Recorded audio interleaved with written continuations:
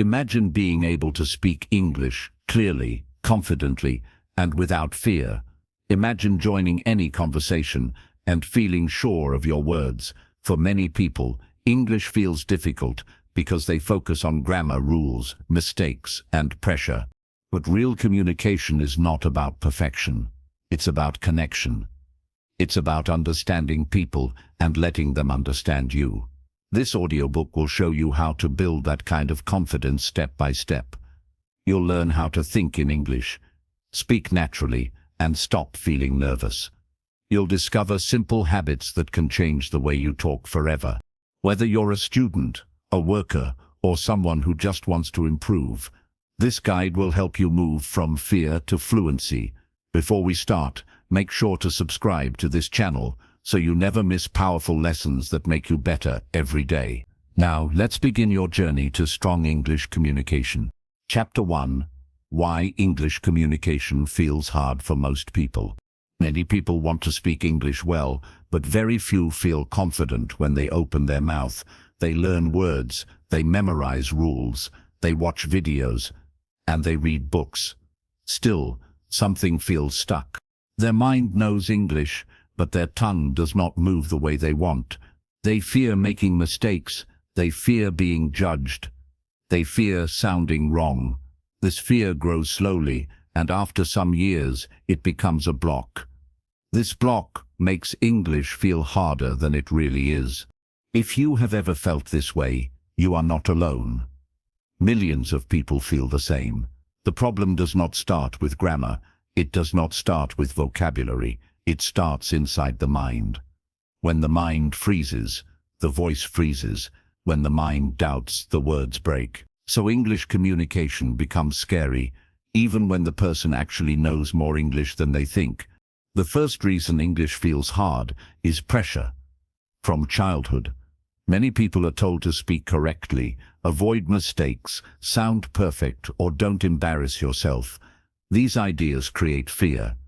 Communication is supposed to be natural, but people grow up thinking it is a test.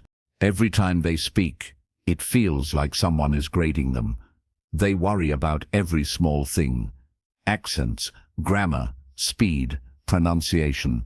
This pressure makes their brain tense. A tense brain cannot communicate well. The second reason English feels hard is comparison. People listen to native speakers on the internet.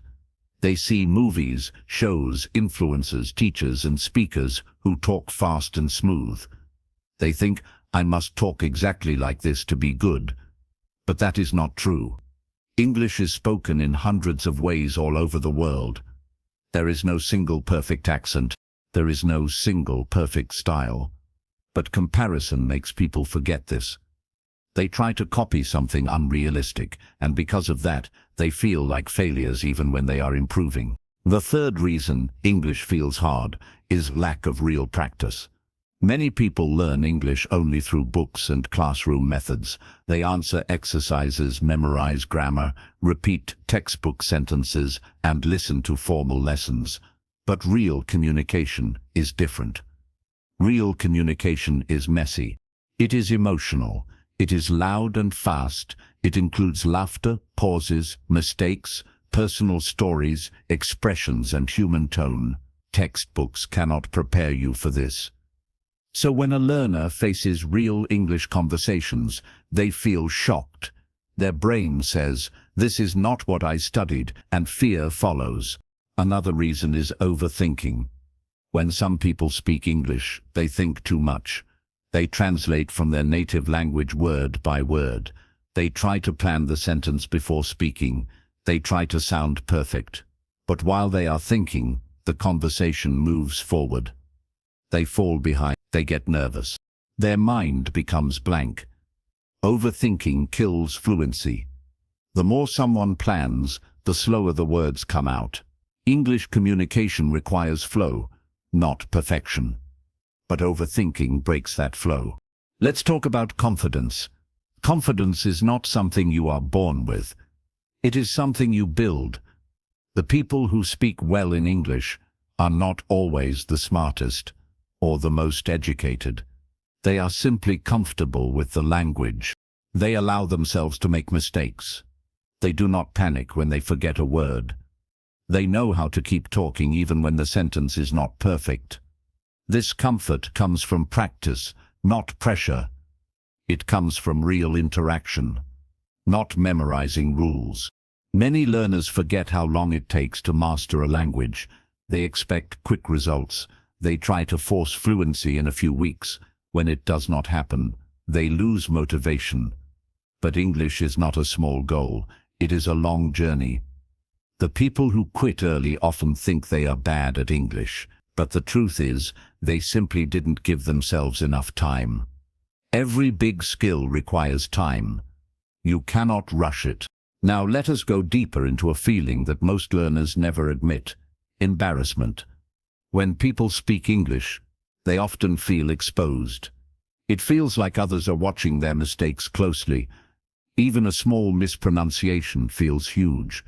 Even a small pause feels scary. They think others will laugh.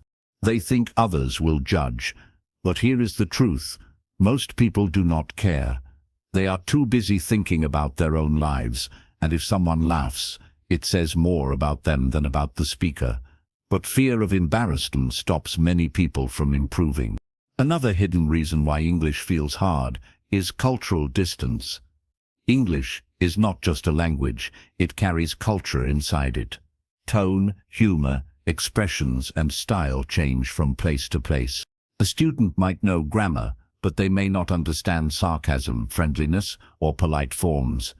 They might misunderstand a joke or misread someone's tone.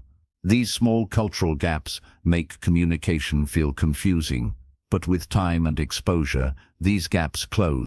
When you feel challenged by English, remember that your brain is trying to protect you. The fear you feel is your brain's way of avoiding danger. Your brain thinks mistakes are dangerous. It thinks speaking in front of others is risky. It thinks new languages are threats. But this fear is not truth. It is just a habit, and habits can be changed. The moment you understand that fear is normal, it begins to lose power. Let's talk about identity. Many people feel different when they speak English. They do not sound like themselves. Their voice changes a bit. Their personality feels smaller. This happens because the brain uses more energy when working in a second language. It becomes cautious. It becomes careful. But with practice, the personality returns. English stops feeling foreign. The voice becomes steady. The speaker becomes themselves again, just in another language. Another big reason English feels difficult is perfectionism. People want to speak like native speakers. They want zero mistakes. They want to sound flawless. But perfection is not the goal of communication. The goal is understanding. Even native speakers make mistakes every day. They forget words. They restart sentences. They use filler sounds. They laugh at themselves. The idea of perfect English is an illusion. People who chase perfection get stuck. People who accept mistakes grow faster. Some learners fear that their accent will block communication. But accents are not problems. Accents are identity. Every person in the world has an accent. Even native speakers have different accents from city to city. An accent only becomes a problem when the speaker believes it is. Clear communication does not require native pronunciation. It requires confidence, clarity, and comfort. Many people with accents communicate better than those who sound perfect but speak with fear. Another challenge is speed. Many learners speak slowly because they fear making mistakes. They stop too much. They pause too much. This makes communication unnatural. But when you talk to someone in real life, they do not expect perfect speed. They expect connection. They expect meaning. They expect interest. Fluency grows from comfort, not pressure. The more you relax, the faster your brain works. Let us also talk about vocabulary. Many learners think they need thousands of words to speak well, but real conversation uses simple words, clear words, natural words. Most daily English communication uses fewer than 1,000 common words. People who try to use big, complicated words often sound unnatural. They speak like textbooks, but real English is simple, clean, and human. Mastering basic words is more powerful than memorizing advanced ones. Another thing that holds people back is lack of listening practice. Speaking starts with listening. When you listen more, you speak better. You understand rhythm, tone, flow, emotions, and real-life conversation style. But many learners skip listening. They focus only on writing or reading. Then, when they hear real English, they get overwhelmed. Listening is the door to speaking. Without it, communication feels blocked. Let us talk about environment. Some people live in places where English is rarely used. They only speak English in class, or when required. They have no natural space to practice, so their brain treats English as a school subject, not a living language. Because of this, speaking feels unnatural. But if a person creates an English environment, movies, music, conversations, thinking, they improve fast. Another reason communication feels hard is emotional memory. If someone had a bad experience speaking English in the past, their brain remembers it. Maybe a teacher scolded them, maybe someone corrected them harshly, maybe someone laughed. These moments leave scars. These scars create fear, but these scars can heal through supportive practice and positive experiences. There is one more reason English feels hard. People learn passively. They watch but do not speak. They listen but do not respond. They read but do not express. Language needs action. It needs output. It needs movement. The more you speak, even with mistakes, the stronger your skills become. The people who improve the fastest are not the ones who know the most. They are the ones who use the most. Now let us shift our view. English communication becomes easy when you understand one thing. Communication is not language, it is interaction. It is about ideas, feelings, connection, and clarity. The goal is not to impress, but to express. When you switch your goal from speak perfectly to speak clearly, everything changes. Your fear drops, your confidence rises, your communication flows. English becomes easier when you stop treating it like a performance and start treating it like a conversation. Conversations are human. They are flexible. They allow mistakes. They allow pauses. They allow simple words. They allow emotions. When you stop trying to impress people, communication becomes natural. Let me tell you something important. Anyone can master English communication, not because they are talented, but because communication is a skill. Skills grow through practice, patience, and confidence. You already have the ability, you just need to unlock it. And that starts with understanding why English feels hard and how those reasons are not your fault. You are not bad at English. You are not slow. You are not weak. You are not behind. You are just human. And humans learn slowly, naturally, when they remove fear.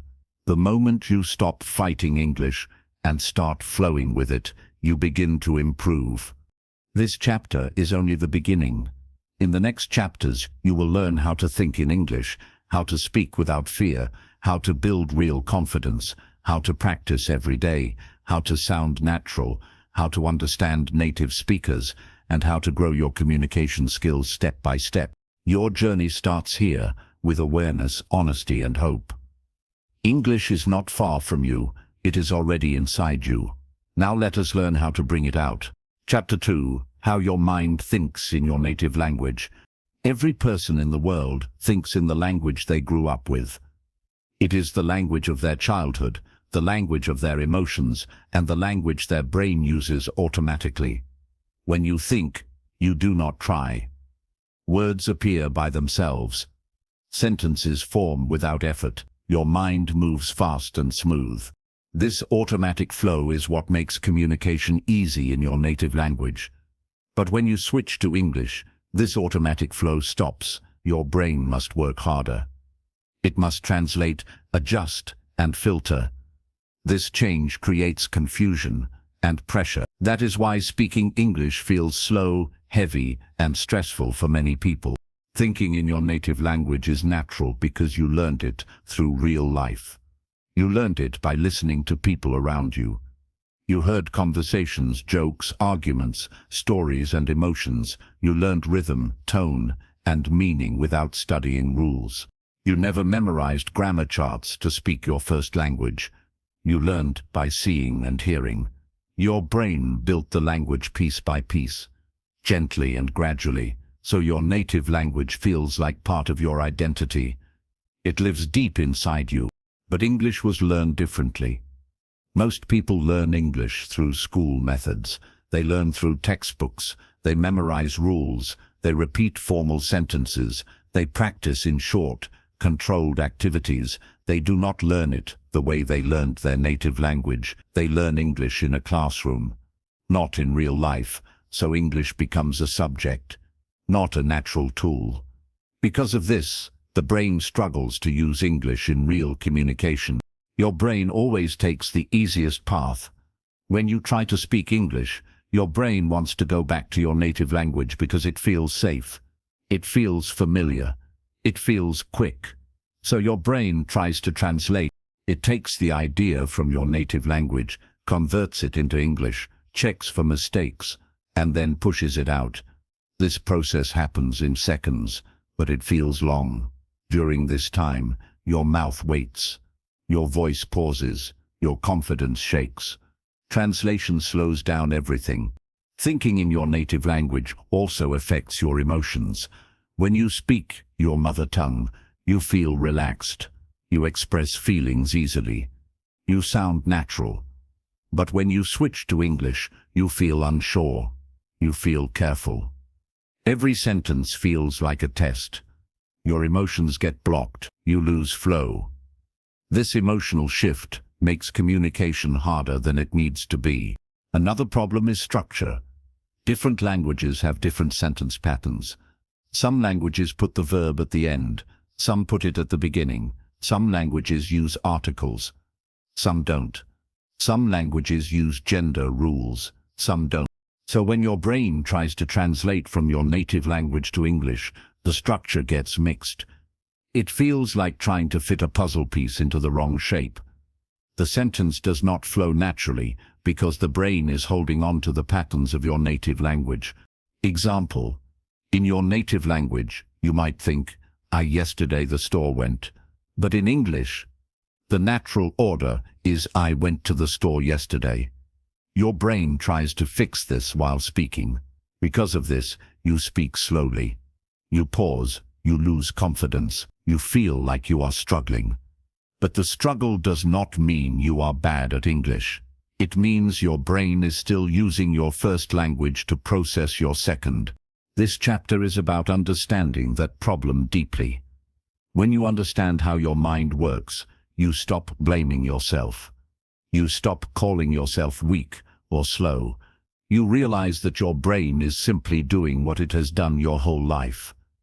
It is being loyal to your native language, and loyalty takes time to change. The next challenge is mental habits. Your brain has built strong pathways in your native language. These pathways are fast and automatic, but the pathways for English are small and new. They are like fresh roads. They need more traffic to become stronger. Every time you think or speak in English, those pathways grow. Every time you translate, the native language pathways grow instead. So translation keeps you stuck. Thinking in English, even with mistakes, is what builds real fluency. Let's look at how thoughts form. When you have an idea, your brain creates a mental picture. Then it chooses words to describe that picture. If English is not your main thinking language, your brain first chooses words from your native language. Then it tries to replace them with English words. But sometimes the picture does not match the English words perfectly. Some languages describe feelings differently. Some languages use metaphors that do not exist in English. So your brain gets confused. You feel stuck. This is normal. Another big challenge is emotional memory. Every language carries emotional comfort.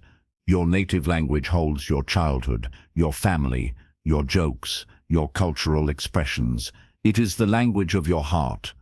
English does not carry those memories, so English feels less emotional, less warm, less expressive. When a language feels cold, it becomes harder to speak. Your voice sounds smaller, your words feel dry. But as you practice more, English begins to gather its own emotional meaning. It becomes warmer, it becomes familiar. Thinking in your native language also creates speed mismatches. Your thoughts move fast, but English words come slowly. You feel like the English language cannot keep up with your mind. This creates frustration. You feel like you know the idea, but you cannot say it. You feel blocked, but in reality, the idea is not the problem. The processing method is. When you break the habit of translating, this block disappears. You might notice that when you are alone, you can speak English easily. You can talk to yourself in English without fear. But the moment you face another person, your native language takes over. This happens because pressure activates old habits. Under stress, the brain returns to what feels safe. Your native language feels safe, so the brain pushes English aside. That is why practicing alone is not enough. You must practice English with real people or real situations to train your brain to stay in English mode even under pressure. Another reason your mind thinks in your native language is lack of daily exposure. If you hear English only in lessons or videos, your brain treats it as a separate activity. But if you hear English all day in music, movies, conversations, thoughts, your brain begins to treat English as normal. Exposure rewires the brain. It builds familiarity. When something becomes familiar, it becomes easy. Thinking in your native language also creates emotional distance. When you speak English, you may feel like you are watching yourself from the outside. It feels like you are acting. It feels like your real personality is hidden. This is because your personality was shaped through your native language. Humor, sarcasm, confidence, attitude, style. All of these feel different in English, but as you grow more comfortable in English, your real personality returns. It simply needs time to live in another language. The biggest problem with thinking in your native language is delay. When you translate, your conversation becomes slow. The other person talks fast, but you respond slowly. You feel pressured. You lose the rhythm of the conversation. Communication is not just about words. It has a rhythm. You must keep up with that rhythm. Translation breaks the rhythm. That is why thinking directly in English feels more natural once you learn it. Now let us talk about how thoughts shape confidence. When you think in your native language, your thoughts are quick. They come in full sentences. But in English, your thoughts might come in small pieces. You might think only words, not sentences. This makes you feel like your mind is empty. You think, I have nothing to say. But that is not true. You have plenty to say. Your brain is just not used to building thoughts in English yet. Once you learn to think in English, your ideas flow clearly. Thinking in your native language also affects your emotions during communication. If your brain says, I don't know English, or I will make mistakes, you will speak with fear. But if your brain says, I can communicate, you speak with confidence. The language you think in affects the emotions you feel. This is why people who think in English sound more confident, even when their grammar is not perfect. Their mind trusts the language. Another challenge is habit strength.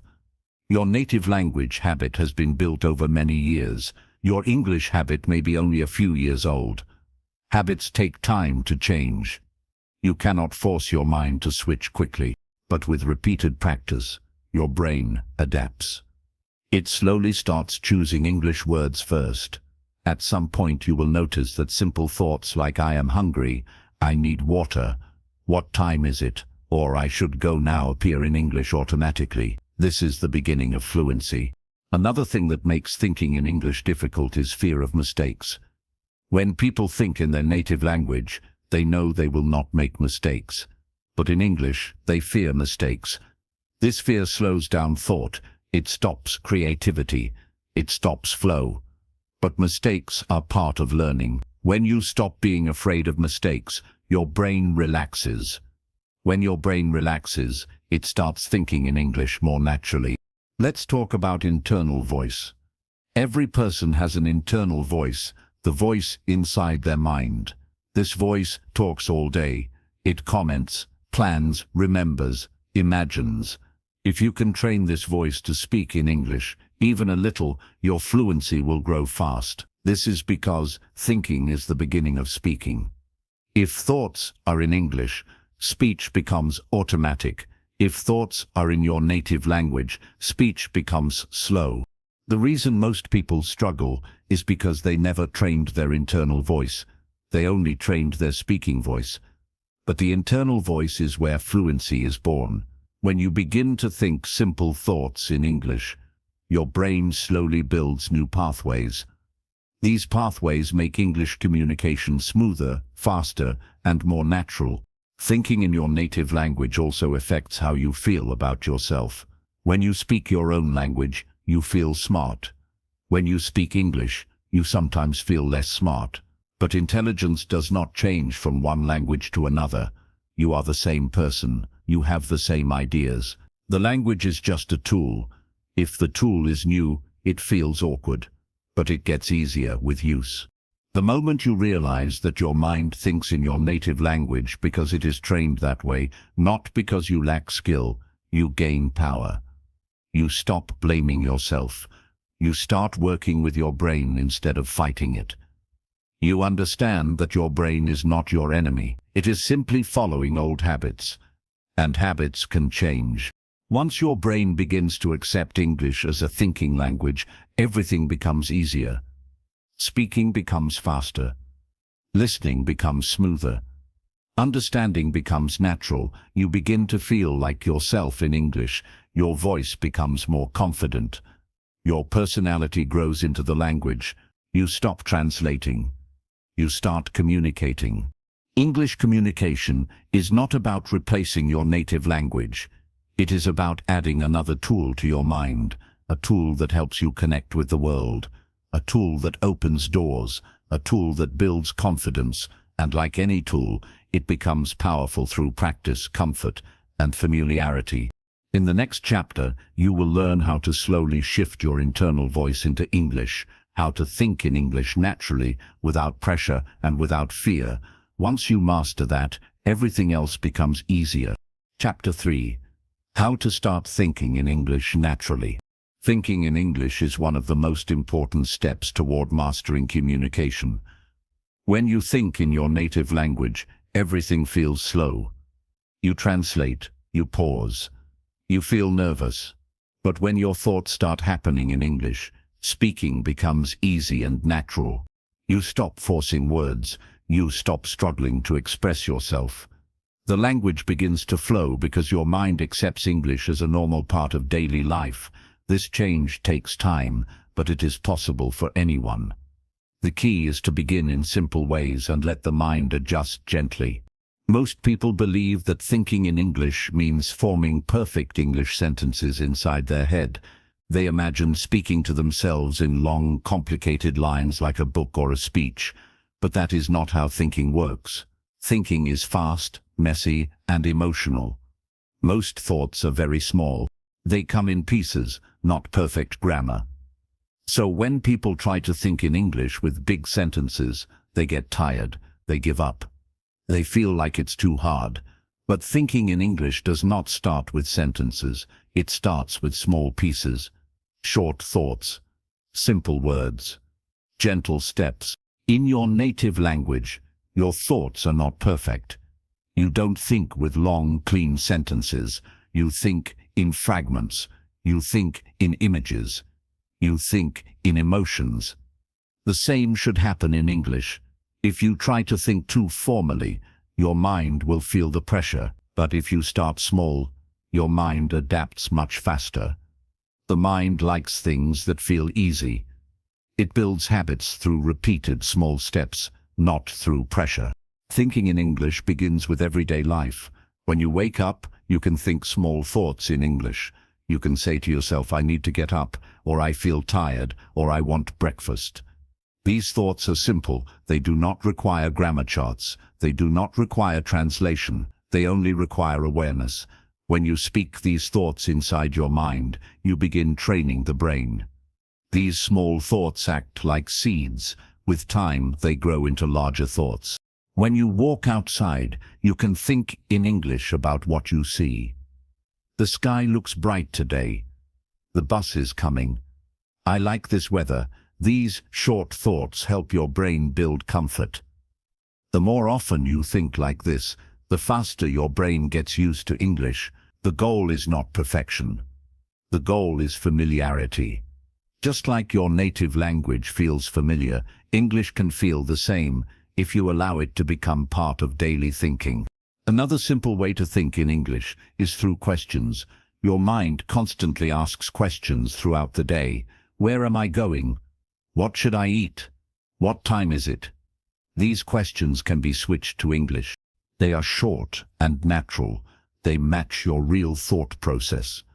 When you think a question in English, your brain begins building a pattern.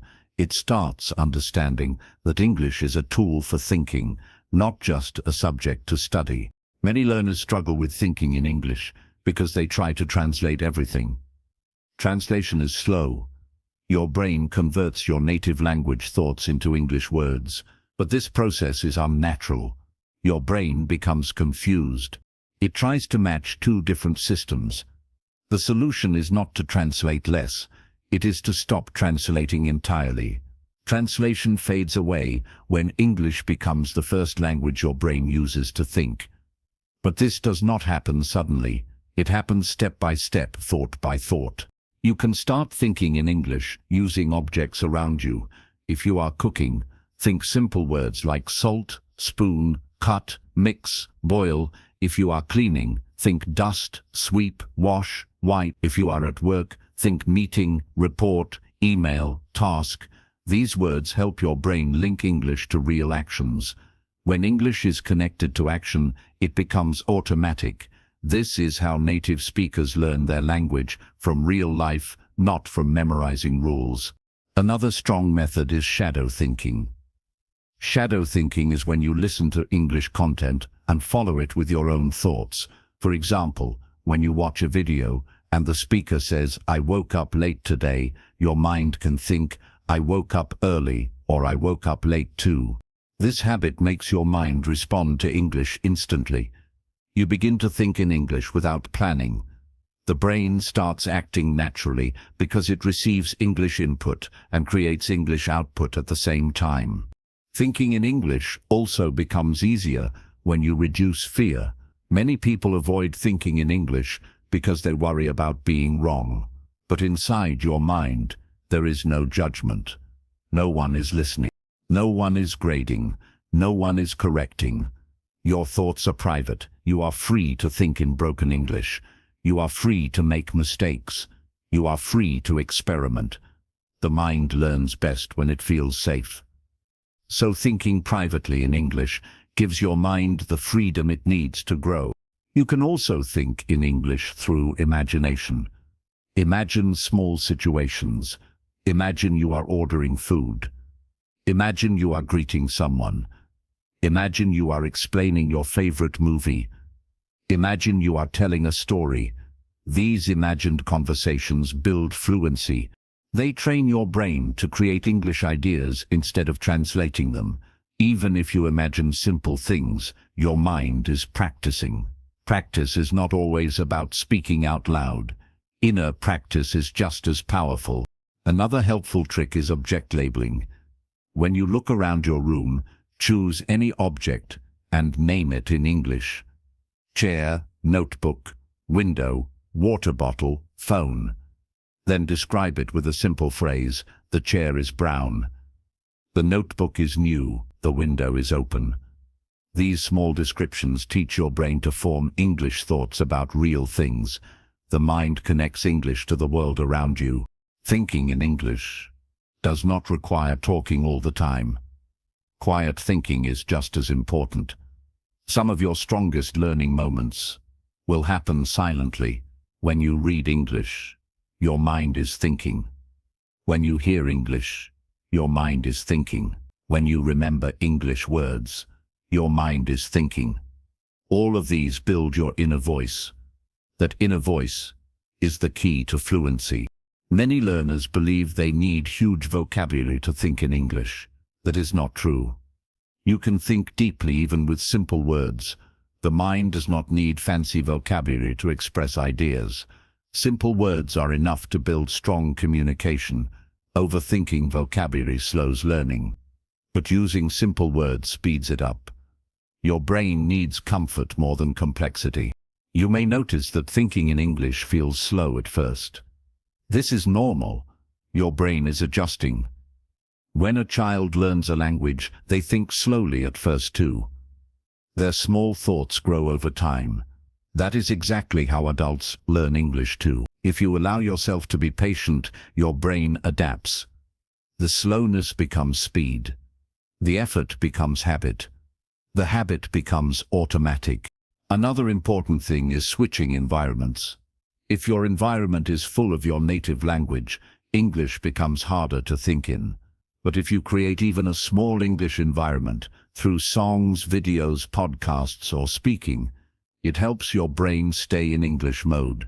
The more your mind stays in English mode, the easier thinking becomes. Imagine a light switch. Every time you use English, you flip the switch on. Every time you stop, the switch goes off. Your job is to keep flipping the switch. With time, the light stays on by itself. Thinking in English also improves when you think emotionally. If something makes you happy, think, I feel happy.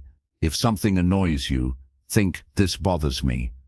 If you are excited, think, I can't wait. Emotional thoughts make language stronger, because emotions stick deeply in the brain. When English becomes linked with emotion, it becomes more natural. You can also use English for planning. When you plan your day, do it in English. I need to finish work. I will call my friend. I should take a break later. These planning thoughts build English thinking patterns. You are training your brain to use English for real-life tasks. Another powerful method is describing your actions. When you are doing something, think about it in English. I am washing my hands. I am opening the door. I am writing a message. These thoughts help your brain attach English to daily routines. It becomes more natural because it connects to your movement. Thinking in English becomes easier when you reduce translation. The goal is not to fight your native language.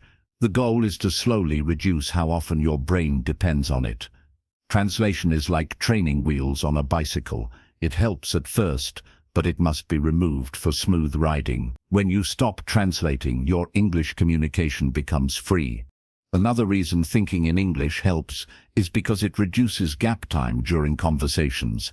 When you translate, you create a gap between thought and speech. But when you think in English, the gap disappears. Words come faster. Sentences form quickly. You sound more confident. Communication feels natural, not forced. The mind learns through repetition. The more you think small English thoughts, the more familiar they become. Familiarity becomes confidence. Confidence becomes fluency. This is how the brain rewires itself, slowly, through gentle, repeated exposure. You do not need to force it, you only need to continue. The feeling of thinking in English is unique. At first it feels strange, then it becomes interesting, then it becomes easy, then it becomes natural. At some point, you will think something simple like I need water or I am tired, and you will realize the thought came in English automatically. That moment is a sign of progress. It means your brain has started accepting English as a thinking language.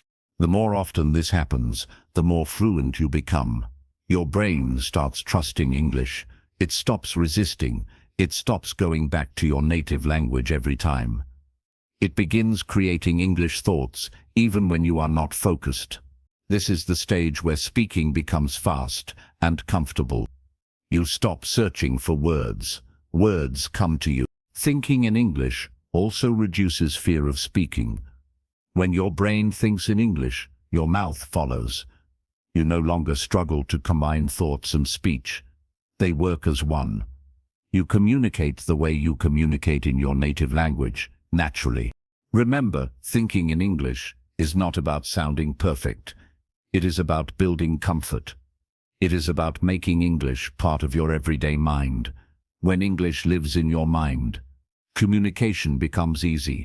In the next chapter, you will learn how to practice English every day, even if you live in a place where no one speaks English.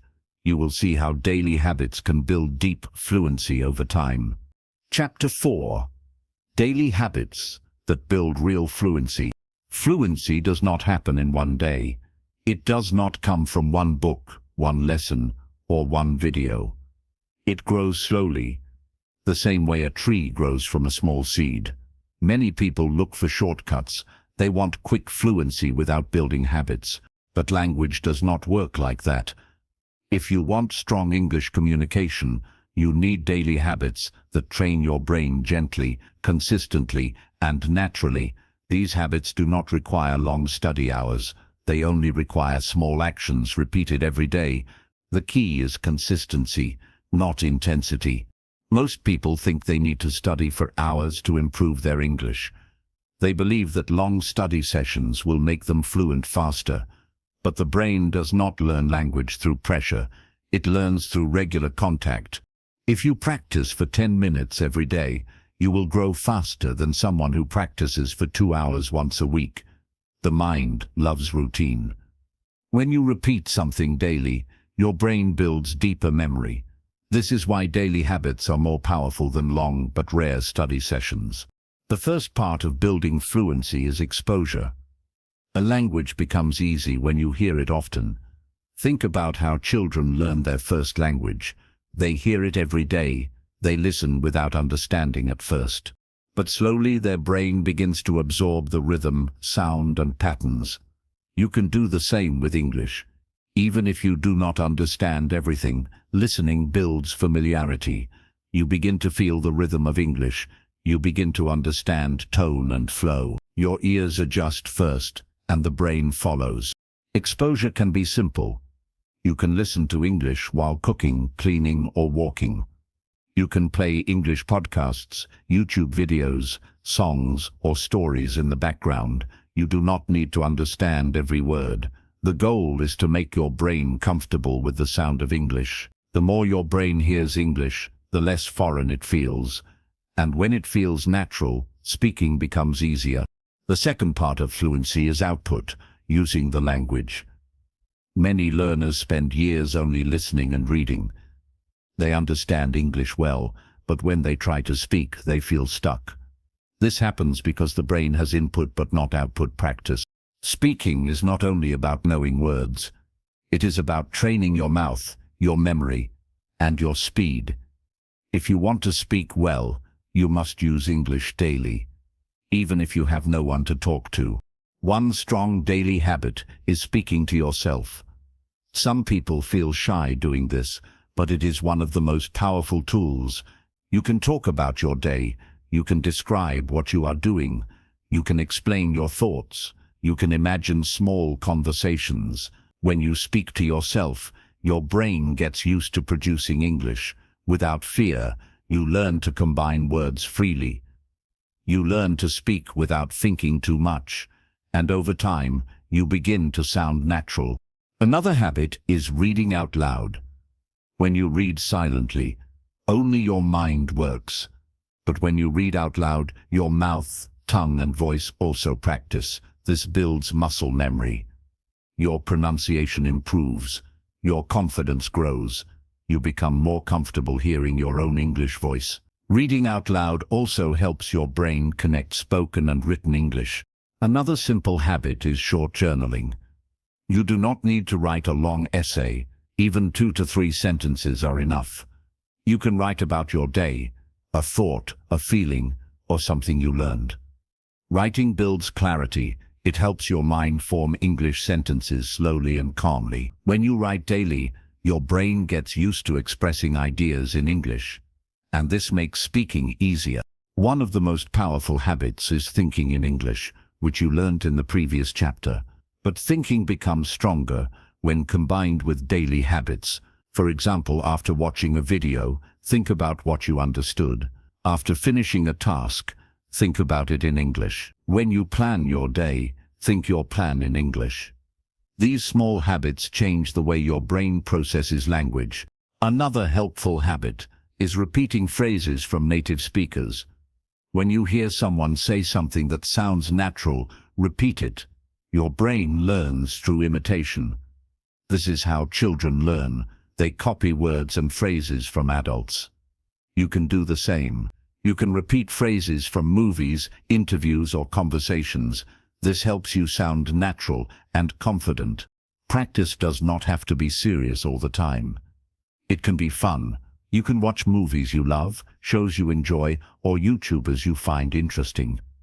Fun exposure is powerful because it keeps your mind relaxed. When you enjoy the content, your brain learns faster. You do not feel pressure, you learn without realizing you are learning. This is the best kind of habit. Another daily habit that builds fluency is small conversations. Even if you do not have English-speaking friends, you can look for short interactions. It could be a quick chat with someone online. It could be a small message in English. It could be joining an online community. You do not need long conversations.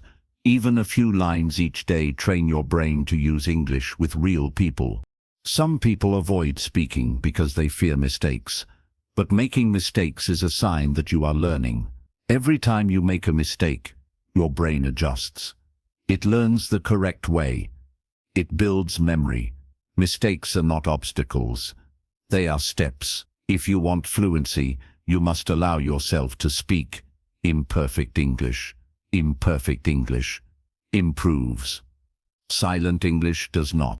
Another habit is repeating what you hear. When you listen to something, pause and repeat the sentence. This helps your pronunciation and rhythm. It also teaches your mouth how English words move together. English has a special flow. Words connect, sounds mix. When you repeat, you learn this flow naturally. Another helpful habit is describing things around you in simple English. If you see a tree, think the tree looks tall. If you see your phone, think my phone is charging. If you see food, think this looks delicious. These small descriptions train your brain to express thoughts quickly. Fluency grows when English becomes part of daily life. The more English touches your day, the easier it becomes. You do not need long study sessions. You only need small habits repeated often. Your brain does not learn from pressure. It learns from consistency. Another powerful daily habit is focusing on clarity instead of perfection. When you speak, do not try to sound advanced. Try to sound clear. Clear English is strong English. When you speak slowly and clearly, you build confidence. Confidence builds fluency. Perfection creates fear. Fear blocks fluency. Always choose clarity over perfection. Another habit is learning natural expressions. Native speakers use short, simple phrases in daily conversation. When you learn these, your communication becomes smoother. You do not need to memorize thousands of words. You only need strong, everyday phrases. Using these daily helps your brain communicate with flow. One more habit is giving yourself English moments. These are small times during the day when you switch completely to English. You can choose a 5-minute window where everything you think or say is in English. It teaches your brain to stay in English mode. Over time, these moments become longer. Daily habits also build confidence. When you practice every day, you begin to trust yourself. You start to believe that you can communicate. You stop feeling scared. Confidence grows slowly, like a plant. If you water it each day with habits, it becomes strong. But if you neglect it, it becomes weak. Your daily effort is the water that keeps your English alive. Another helpful habit is avoiding negative self-talk. Many learners tell themselves things like, "My English is bad, I can't speak, or I am slow." These thoughts kill motivation. Replace them with gentle thoughts like I am improving, I am learning, or I am trying. Your mind listens to your words. Speak to yourself kindly. Encouragement builds progress. One more habit is reviewing what you learn. If you learn a new phrase, use it that day. Use it again tomorrow. Review makes the brain remember. Without review, memories fade. But if you use something a few times, it stays in your mind for life. Even when you are tired, give yourself small English contact. A 5-minute video, a short paragraph, a small thought. This tells your brain that English is part of your daily identity. When something becomes part of your identity, you grow naturally. Daily habits are not about working hard. They are about working smart. They are about making English a natural part of your life. When English becomes part of your life, fluency becomes part of your future. In the next chapter, you will learn how to build confidence while speaking, how to stop fear from controlling your voice, and how to speak freely even when you do not sound perfect yet. Chapter 5: How to build confidence while speaking. Confidence is the heart of communication. You can know grammar, vocabulary, rules, and pronunciation, but if you do not have confidence, your voice will shake, your mind will freeze, and your words will disappear. Many people do not struggle with English. They struggle with confidence. They do not fear the language. They fear being judged, corrected, or misunderstood. When this fear controls the mind, communication becomes difficult. But confidence can be built, even if you feel shy, nervous, or unsure. It is not something you are born with. It is something you learn, like any other skill. Let us start by understanding where the fear comes from. Most people develop speaking fear in school. They remember moments when a teacher corrected them sharply, or when classmates laughed at their mistakes. These memories stay inside the mind like old wounds. Even years later, the fear returns when they try to speak English. The mind whispers, "What if I make a mistake again?" This small thought becomes a heavy weight, and confidence drops. The truth is, the problem is not English, it is the memory of embarrassment. Another source of fear comes from comparison. When learners hear native speakers or confident speakers, they feel small. They think, "I can never speak like that," or "My English sounds bad." But comparing yourself to someone who has used English from birth is unfair. They grew up with the language. You did not. Your journey is different. Your progress is different. Comparison kills confidence because it makes you forget your own strengths. Confidence also breaks when people expect perfection. They think every sentence must be perfect. They believe mistakes are failures. But perfection creates pressure, and pressure blocks communication. If you try to speak perfectly, your brain becomes tense. Your words become trapped. But if you accept mistakes as part of learning, you relax. A relaxed mind speaks better than a perfect mind. The more you relax, the more confident you sound. Let's talk about voice. Many learners feel shy when they hear themselves speak English. They think their accent sounds strange. They think their voice sounds weak. But your voice is part of your identity. It is not a problem. The world is full of accents. People from different countries speak in their own unique way. An accent shows where you come from. It does not show your intelligence or ability. The moment you stop criticizing your own accent, your confidence begins to rise. Confidence grows through action. The more you speak, the easier it becomes. At first, your voice may feel shaky, you may feel nervous, but every time you speak, you teach your brain that speaking is safe. You show your mind that nothing bad will happen. Slowly, fear loses its power. Confidence is not built by thinking. It is built by doing.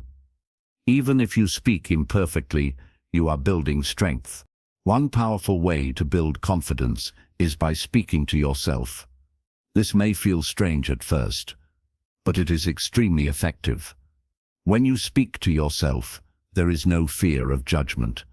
You can practice freely. You can try new words. You can make mistakes without worry. Your voice becomes familiar to you. Many confident speakers started by speaking alone before speaking to others. This step creates a private space for growth. Another way to build confidence is by practicing small conversations.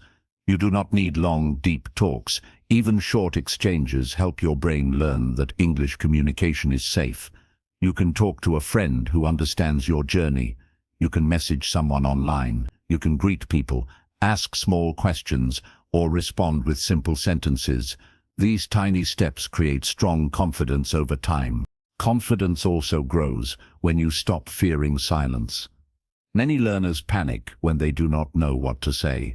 They feel like they must respond instantly, but even native speakers pause. They stop to think. A short pause is not a mistake. It is normal communication. If you allow yourself to pause, you stay calm. A calm mind speaks better than a rushed mind. Another important part of confidence is clarity. You do not need big words to sound confident. Simple English spoken clearly sounds powerful. Speak slowly. Speak clearly. Speak with intention. When your message is clear, people understand you. Communication is not a race. You do not win by speaking fast. You win by being understood. Many learners fear being corrected. They feel embarrassed when someone points out a mistake, but correction is not an attack. It is a gift. It helps you grow. Even native speakers get corrected. If someone corrects you kindly, accept it with gratitude. If someone corrects you rudely, ignore their tone and keep learning. Your confidence should not depend on others' behavior. Confidence is built from inside, not outside. Another thing that hurts confidence is negative self-talk. When you tell yourself, "I can't," "I'm bad at English," or "I sound stupid," your brain believes you. These thoughts weaken your confidence. Replace them with gentle thoughts. Say to yourself, "I am learning, I am improving, I can communicate." Your mind listens to your words. Speak to yourself with kindness, and confidence will grow naturally. Confidence also grows when you celebrate small wins. Many people only see their mistakes. They ignore their progress. But progress is everywhere. Maybe you understood a sentence today that you could not understand yesterday. Maybe you used a new word. Maybe you spoke confidently for a moment. Celebrate these moments. They are proof that you are improving. Small wins build strong confidence. Another way to build confidence is by creating safe environments. Choose people who support your learning. Surround yourself with encouraging voices. Avoid people who laugh at your mistakes or make you feel small. The people around you influence your confidence. Choose wisely. Let us talk about body language. Confidence is not only in your voice, it is also in your posture, your eyes, your breath. When you stand straight, your voice sounds stronger. When you make gentle eye contact, people feel connected. When you breathe slowly, your mind calms down. Calm body, calm voice. Confident body, confident speech. Your body speaks before your words do. Another confidence-building habit is preparing simple sentences in advance. For example, if you know you will talk to someone in English, prepare 3 or 4 sentences in your mind. These sentences act like stepping stones. They give you a starting point. Once you begin speaking, your mind warms up, and the rest becomes easier. Confidence also rises when you learn to change your focus. When speaking, focus on the message, not on yourself. Focus on what you want to say, not on how you sound. When your attention moves away from fear, communication flows naturally. Fear grows when you focus too much on yourself. Confidence grows when you focus on connection. Another thing that helps confidence is understanding that mistakes do not matter as much as you think. When you make a mistake, people forget it quickly. They care about the message, not the grammar. They care about the emotion, not the accent. They care about connection, not perfection. Once you understand this, confidence becomes easier. Confidence also grows when you practice speaking even during fear. If you wait until you feel confident, you may wait forever. Confidence comes from action. Speak even when you feel nervous. Speak even when your voice shakes. Speak even when your heart beats fast. Every time you speak through fear, the fear weakens. One day, your voice will not shake anymore. Another strategy is using simple English. Do not force complex grammar. Do not worry about sounding advanced.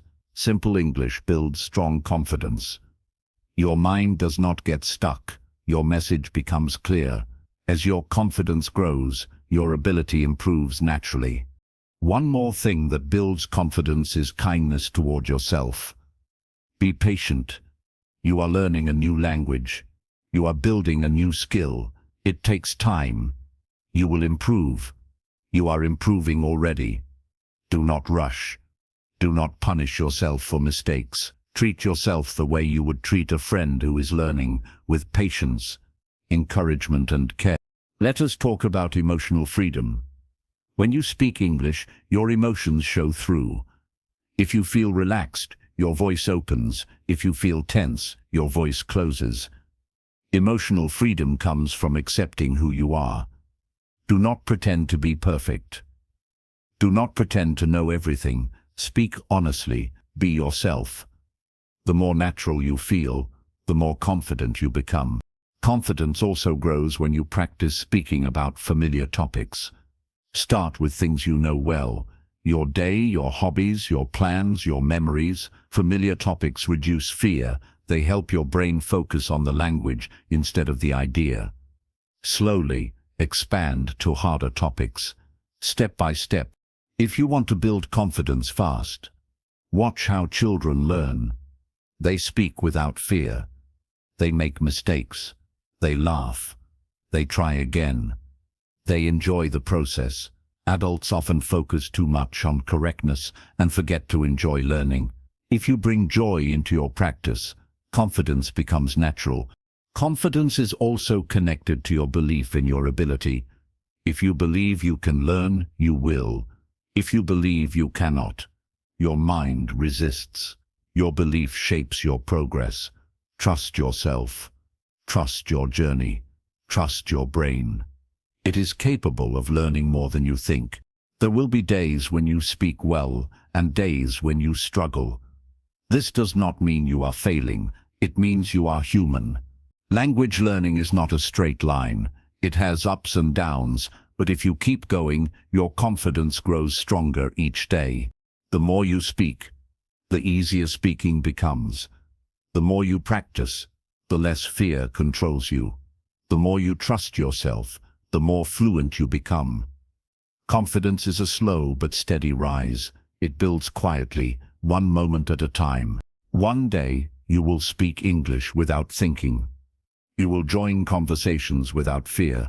You will express your thoughts freely, and you will look back and realize how far you have come. In the next chapter, you will learn how to sound natural, not textbook-like, how to build real spoken fluency that matches authentic everyday English. Chapter 6. How to sound natural, instead of textbook-like. When people learn English from school, they learn it in a very formal way. They memorize grammar rules, they repeat perfect sentences, and they practice conversations that do not sound like real life. This creates a strange problem. When they try to speak English with real people, they sound stiff. They sound too formal. They sound like a textbook. Real English does not sound like that. Real English is relaxed, simple, expressive, and full of emotion. If you want to sound natural, you need to understand how everyday English works. It is not about speaking fast or using big words. It is about sounding human. Let us begin with something simple. In school, you were taught sentences like "I would like to go to the store," or "I am unable to attend the event today." These sentences are correct, but they sound too formal for daily speaking.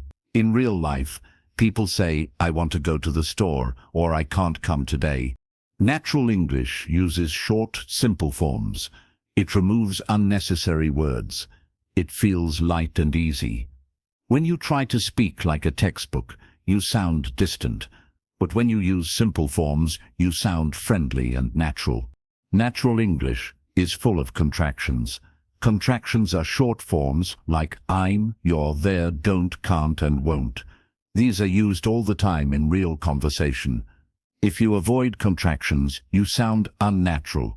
For example, saying I am not able to do that sounds too formal, but saying I can't do that sounds natural.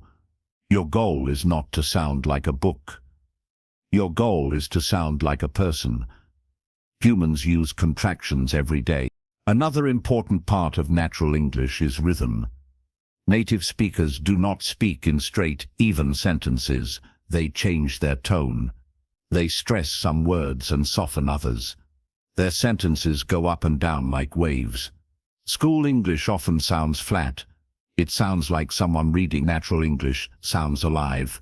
You can practice this by listening to native speakers. Notice how they change their voice. Notice how their sentences flow. When you copy this rhythm, you sound more natural without even trying hard. Natural English also uses fillers. Fillers are small sounds like well, like, and These sounds are not mistakes. They help speakers think. They make the conversation feel real. Textbooks teach you to avoid fillers, but real English includes them. You do not need to use a lot of fillers, but using a few makes you sound more relaxed and human. For example, saying, well, I think it's okay sounds more natural than saying I think it is okay. Another difference between textbook English and natural English is choice of words. Textbooks often use big or formal vocabulary, but real conversation uses simple words. For example, textbooks may say consume, but people say eat. Textbooks say assist, but people say help. Textbooks say purchase, but people say buy. When you speak using simple words, you sound natural and confident. Using big words does not make you sound smart, it makes you sound uncomfortable. Real fluency is simple. Natural English also uses expressions and phrases that textbooks rarely teach. These are things native speakers say all the time. Phrases like no worries, hang on, I get it, sounds good, and give me a sec. When you use these naturally, your speech feels alive. You do not sound like someone repeating lessons. You sound like someone who understands the flow of real English. Another key to sounding natural is learning how to respond like a real person. Textbook conversations often expect long answers, but real conversations include short replies. For example, if someone says, "How was your day?" you do not need to say a full sentence. You can say, "Good, not bad, pretty good," or "could be better." Short responses are natural. They keep conversation smooth. Many learners think they must give long answers to sound fluent, but short answers are common and natural. Real English also uses connected speech. Connected speech means words linked together. For example, want to becomes wanna, and going to becomes gonna. These are not slang, they are natural speech patterns. You do not need to use them all the time, but understanding them helps you sound more natural. It also helps you understand native speakers better. Natural English uses emotion. In daily conversation, people laugh, sigh, pause, smile, and show their feelings through their voice. Textbook English has no emotion. It is neutral, but real English communicates mood. If you sound stiff, people may think you are not comfortable or confident. Try to let your natural emotion come through. If something surprises you, show surprise. If something excites you, show excitement. Your voice is not just a tool for words. It is a tool for feelings. Another important part of sounding natural is learning small talk. Small talk is short, light conversation that people use to connect. Things like, "Nice weather today," "How's it going?" or "What's new with you?" These small lines help people feel comfortable. In many cultures, small talk is not common, but in English-speaking cultures, small talk is important. If you ignore small talk, you may sound cold or disconnected. When you know how to make small talk, you sound friendly and natural. You can also sound more natural by using softening phrases. Native speakers often soften their sentences to sound polite. Instead of saying, "Give me that," they say, "Could you hand me that?" Instead of saying, "I need help," they say, "Can you help me for a second?" When you use softening phrases, you sound more natural and polite. This helps build comfort in conversation. Another big part of natural English is listening. You cannot sound natural if you only practice speaking. Listening teaches you how real conversations look and feel. When you listen, you hear tone, rhythm, expressions, and reactions. You begin to understand how people use English in different situations. You learn what sounds too formal and what sounds natural. Your brain begins to copy what it hears. This is how children learn. Listening is the foundation of natural speech. Natural English also includes mistakes. Native speakers make mistakes all the time. They repeat words, they restart sentences, they say something wrong, and then correct it. Mistakes are part of natural speech. When you try to speak perfectly, you sound unnatural. When you allow yourself to make small mistakes, your speech becomes more real. The goal is communication, not perfection. Let's also talk about speed. Many learners think speaking fast makes them sound natural, but speaking fast often makes communication worse. It creates tension. It makes your pronunciation unclear. Natural English is not fast. It is comfortable. Speak at a speed where you can think clearly. When your sentences are clear, people understand you easily. And when people understand you, you sound confident. Fluency is clarity, not speed. Another part of sounding natural is reacting naturally. When someone says something funny, laugh. When someone tells a story, show interest. When you listen actively, you connect better. Natural conversation is not just speaking, it is reacting. Reactions show that you understand and care. They make conversation smooth and friendly. You can also sound more natural by using short connecting words. Words like so, then, anyway, actually, basically, honestly, and well help the conversation flow. These connectors are used all the time in English. They make your speech sound smoother. They help you move from one idea to another without sounding too formal. Natural English also includes thinking sounds.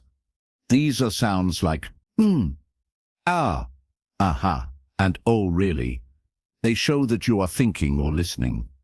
Textbooks never teach these, but real conversations are full of them. Including these small sounds can make a big difference. Another important idea is understanding when to stop. Many learners talk too much because they are afraid of silence. But natural conversation has pauses. It has moments of quiet. If you talk too much, you may sound nervous.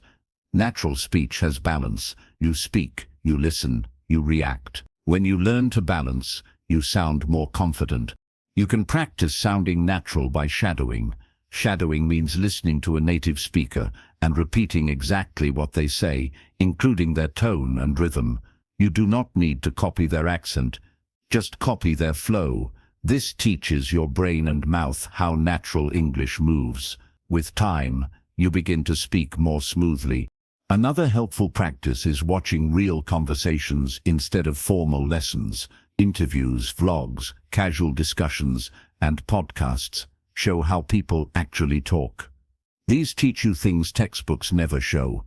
You learn natural expressions, real reactions, and authentic tone. The more you hear real English, the more natural your speech becomes. Remember, sounding natural does not mean sounding like a native speaker. It means sounding comfortable, confident, and real. You do not need a perfect accent. You do not need advanced vocabulary. You only need clarity, simplicity, and flow. Natural English is not one specific style. It changes with culture, personality, and environment. Your natural style may sound slightly different from someone else's. That is normal. You do not have to copy anyone perfectly. You only have to find your own comfortable way of speaking. That comfort builds confidence. One day, you will speak English without forcing it.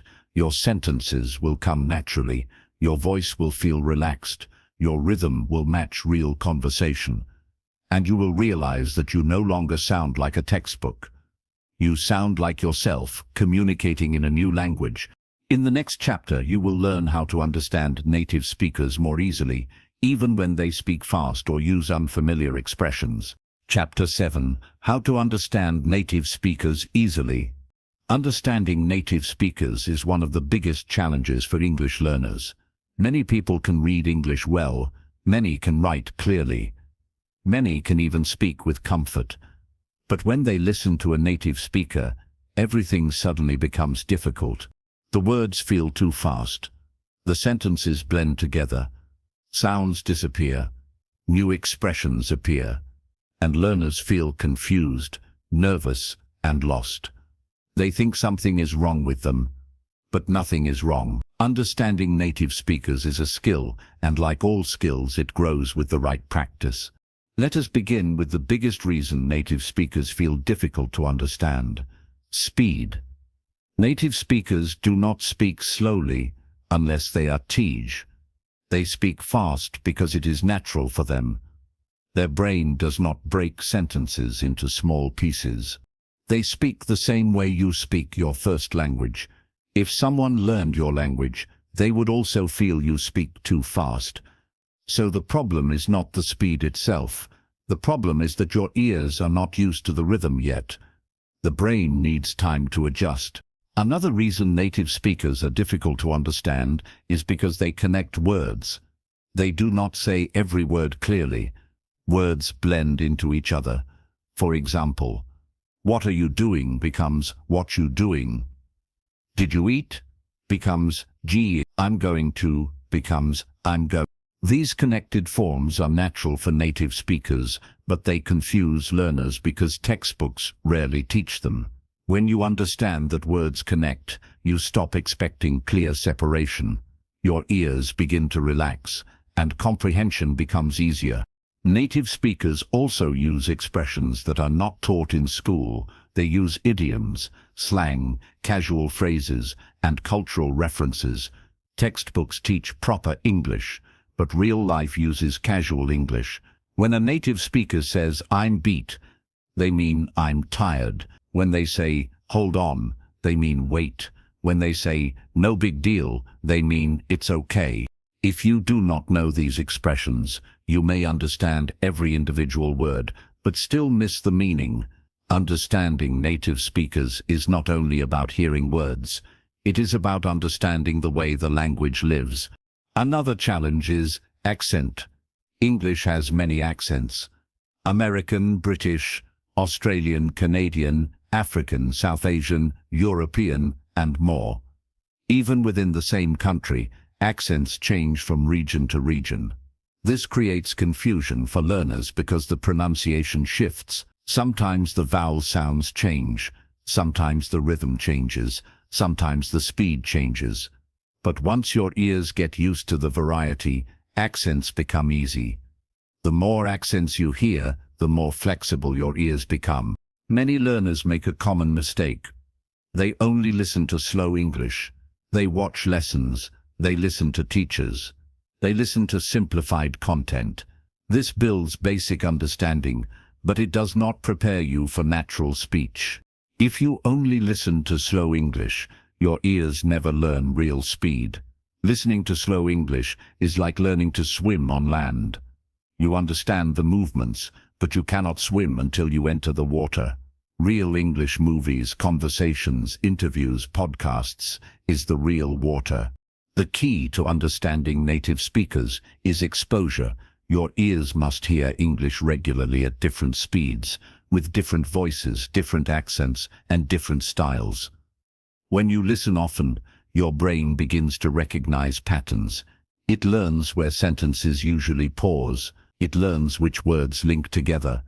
It learns the music of English. Understanding becomes less about translation and more about feeling the flow. Another powerful step is learning to focus on meaning, not individual words. When native speakers talk fast, you will not catch every word, but you do not need to. Even native speakers do not catch every word in a noisy environment. What they catch is the idea. They listen for the key words, not all the words. For example, if someone says, "Hey, I was wondering if maybe you could help me with something real quick," you do not need to hear every word.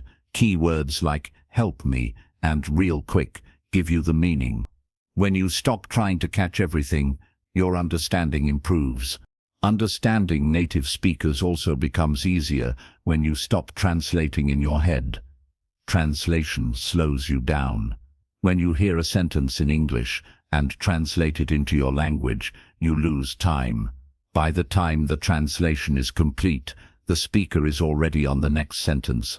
To understand native speakers, you need to train your brain to understand English directly. This is a slow process, but it begins with simple steps. Listen to short clips. Try to understand without translating. Repeat this daily. Slowly, your brain adjusts. You begin to think in English while listening to English. Another helpful technique is shadowing. Shadowing means listening to a native speaker and repeating after them at the same time. This trains your ears and your mouth together. It forces you to follow the rhythm, the speed, and the connected speech. At first it will feel difficult. You may not keep up. But after a few weeks, you will notice a change.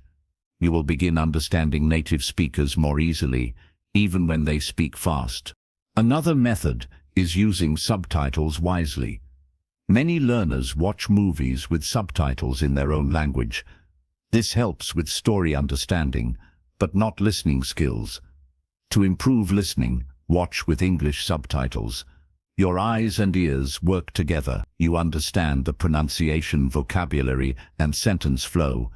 Slowly, increase the difficulty. After some time, try watching without subtitles. You will see improvement. Another important part of understanding native speakers is learning common reductions.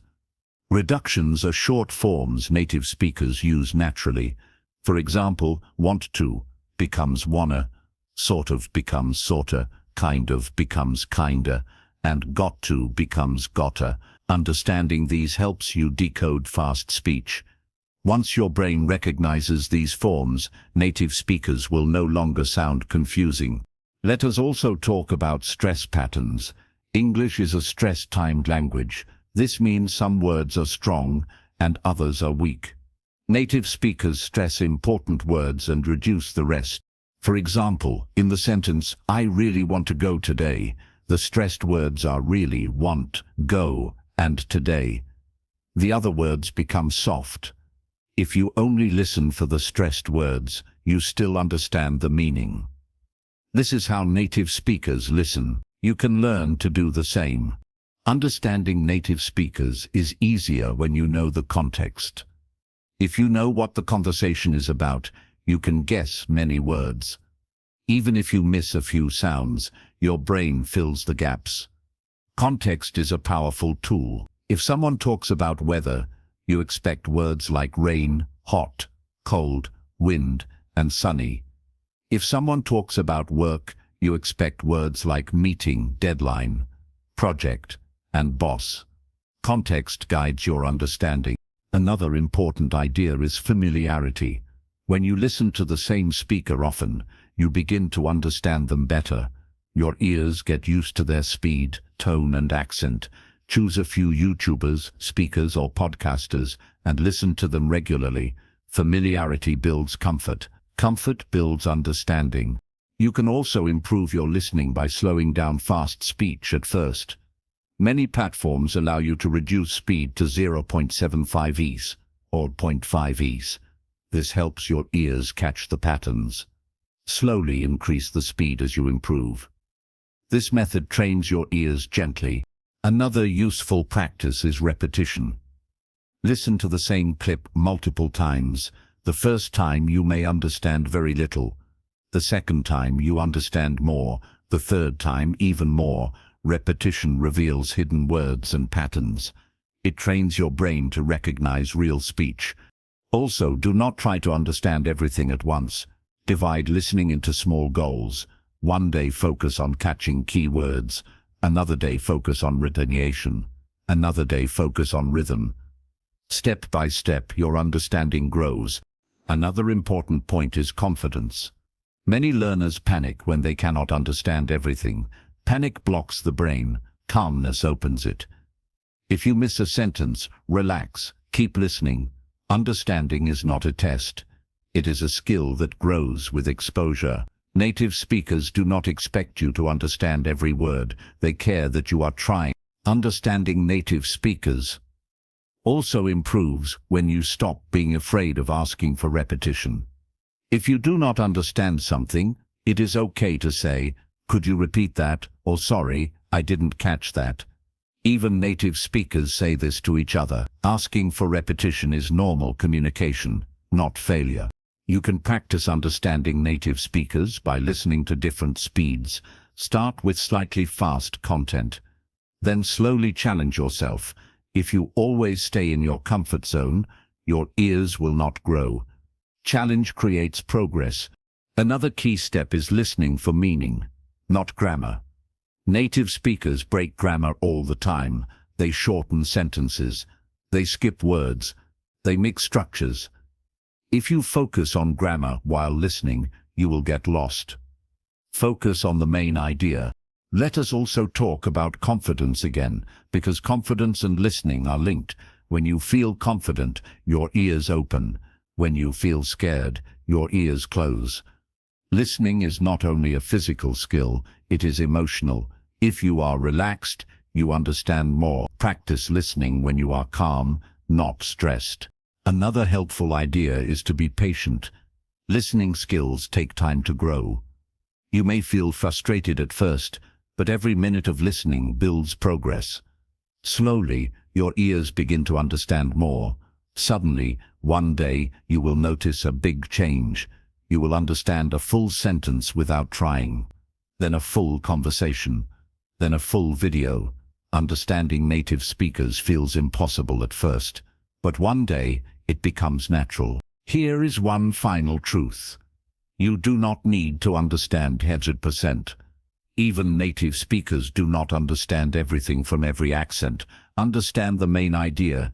Catch the key words. Let your brain fill the rest. Communication is not about perfection. It is about connection. In the next chapter, your journey will move toward a deeper skill. How to speak in a way that holds attention and creates connection, not just communication. Chapter 8. How to speak so people actually listen. Speaking English is one thing, but speaking in a way that people want to listen to, that is a different skill. Many learners focus only on grammar, vocabulary, and pronunciation. These are useful, but they do not teach you how to speak with impact. People listen when they feel something. People listen when your words carry clarity, confidence, and emotion. People listen when your voice feels honest and present. Communication is not only about what you say, it is about how you say it. Let us begin with a simple truth.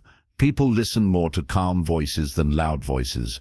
Many learners think speaking louder will make them sound confident, but real confidence is gentle. When your voice is calm, people feel comfortable, they feel safe.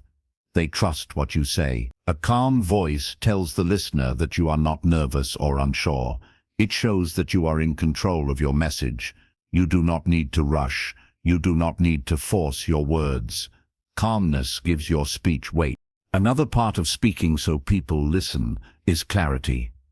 Clarity does not mean using big words. Clarity means using simple words in a clear way. Speak slowly enough that the listener has time to understand.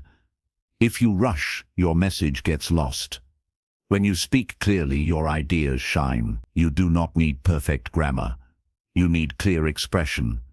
Clarity makes people pay attention. Many people speak as if they are trying to finish as fast as possible. This makes the listener feel stressed. But when you speak at a normal, comfortable pace, your message becomes easier to follow. Pauses are a powerful tool. A small pause gives your listener time to process. It also gives your voice a rhythm. Pauses create interest. They make your words sound thoughtful. Silence is not empty. Silence supports your message. Another important part of speaking is connection. Speaking is not a performance, it is a relationship. When you look into someone's eyes or imagine the listener's feelings, your voice changes. It becomes warmer, it becomes more present. Even in audio, the listener can feel your focus. They can feel your energy. When you speak with connection, you speak to the person, not at the person. People also listen more when your voice carries emotion. Not dramatic emotion, not fake emotion, but real feeling. If you talk about something exciting, let your excitement show. If you explain something serious, let your voice soften. Emotion helps your listener understand your intention. Emotion is a bridge. Without it, your words become flat and forgettable. Another powerful way to hold people's attention is storytelling. Humans are naturally drawn to stories. Stories are easier to remember. Stories create pictures in the mind. Stories bring emotion, lessons, and meaning. You do not need big dramatic stories. Even small personal stories help your message feel alive. When you share a small experience, the listener feels closer to you. Storytelling builds connection and trust. There is another truth many people forget. People listen more when you speak with honesty. If you try too hard to sound smart, you sound forced. If you try too hard to impress, you sound unnatural. But when you speak honestly, people feel it. You become relatable. Your words feel real. Honesty does not require perfect English. It requires sincerity. Another way to get people to listen is by being present. When you speak, focus on the moment. Do not worry about mistakes. Do not think about how you sound. Be here, in the conversation. People can feel when you are present, and they can feel when you are distracted. Presence makes your speech alive. Let us talk about tone. Tone is the music of your voice. You can say the same sentence in different tones and create different meanings. If your tone is flat, your speech becomes boring. If your tone is too high, your speech feels nervous. If your tone is too low, it feels distant. A natural, warm tone invites people to listen. You can practice tone by reading out loud. Let your voice rise and fall gently. Let your words breathe. Another important idea is emphasis. Emphasis means giving extra strength to certain words. This shows the listener what matters most. For example, the sentence "I didn't say he stole the money" changes meaning depending on which word you emphasize. Emphasis gives your message direction. When used naturally, it makes your speech more interesting. People also listen more when you vary your pace. If you speak at the same speed the entire time, it becomes tiring. Sometimes speak slowly to highlight an idea. Sometimes speak a little faster during excitement. This change in pace keeps your listener engaged. Your voice becomes dynamic, not monotone. Another powerful way to make people listen is to ask questions. Not big questions, but small ones. Questions create engagement. They make the listener feel involved. Even rhetorical questions, like "you know what I mean" or "have you ever felt that way," create human connection. Questions activate the mind. They make your listener pay attention. Confidence also plays a big role. When you speak with confidence, people naturally listen. But confidence is not loudness. Confidence is knowing your message matters. Confidence is trusting your voice. Confidence is not apologizing for speaking. Many learners begin their sentences with "sorry, my English is not good." This kills confidence. Speak without apologizing. Your English does not need to be perfect for your voice to matter. Another skill is simplicity. The most powerful speakers use simple words. They do not confuse the listener. They do not create heavy sentences. They speak in a way that is easy to follow. Simple speaking shows clarity of mind. It shows respect for the listener. People often remember simple messages more than complex ones. People listen when you speak with purpose. Before you speak, know what you want to say. A clear purpose leads to clear speaking. When your mind is confused, your speech becomes confusing. But when your mind is focused, your words become strong. Purpose guides expression. Another technique to hold attention is using visual language. This means using words that paint pictures. Instead of saying he was very tired, you can say he could barely keep his eyes open. Instead of saying the day was hot, you can say the sun felt like fire on my skin. Visual imagery makes your speech vivid and memorable. People also listen more when you show understanding. When you respond with phrases like, "I get what you mean," or "I know how that feels," you create empathy. Empathy builds trust. When people trust you, they listen to you. Another part of speaking well is knowing when to stop. Sometimes people speak too long. They repeat ideas. They add unnecessary details. The listener becomes tired. Learn to keep your message focused. Stop when your point is complete. A strong ending leaves a strong impression. Breathing also plays a role. When you breathe calmly, your voice becomes stable. You speak more smoothly. If you breathe too fast, your speech becomes shaky. Take gentle breaths. Let your breath guide your rhythm. Listening improves speaking too. When you listen deeply, you understand how people react. You learn timing. You learn how conversations flow. Good speakers are good listeners. Listening teaches you the emotional side of communication. Another powerful idea is speaking with intention, not insecurity. Many learners over-explain because they feel insecure. They use too many words. They try too hard. But when you speak with intention, your message becomes clean. Your voice becomes stronger. The listener respects your clarity. Practice is necessary. You can practice speaking with impact by recording your voice. Listen to yourself. Notice your tone, pace, and clarity. Adjust slowly. Improvement comes with awareness. You can also practice with real people, even in small conversations. Every conversation teaches something. Finally, remember that people listen to those who speak with heart.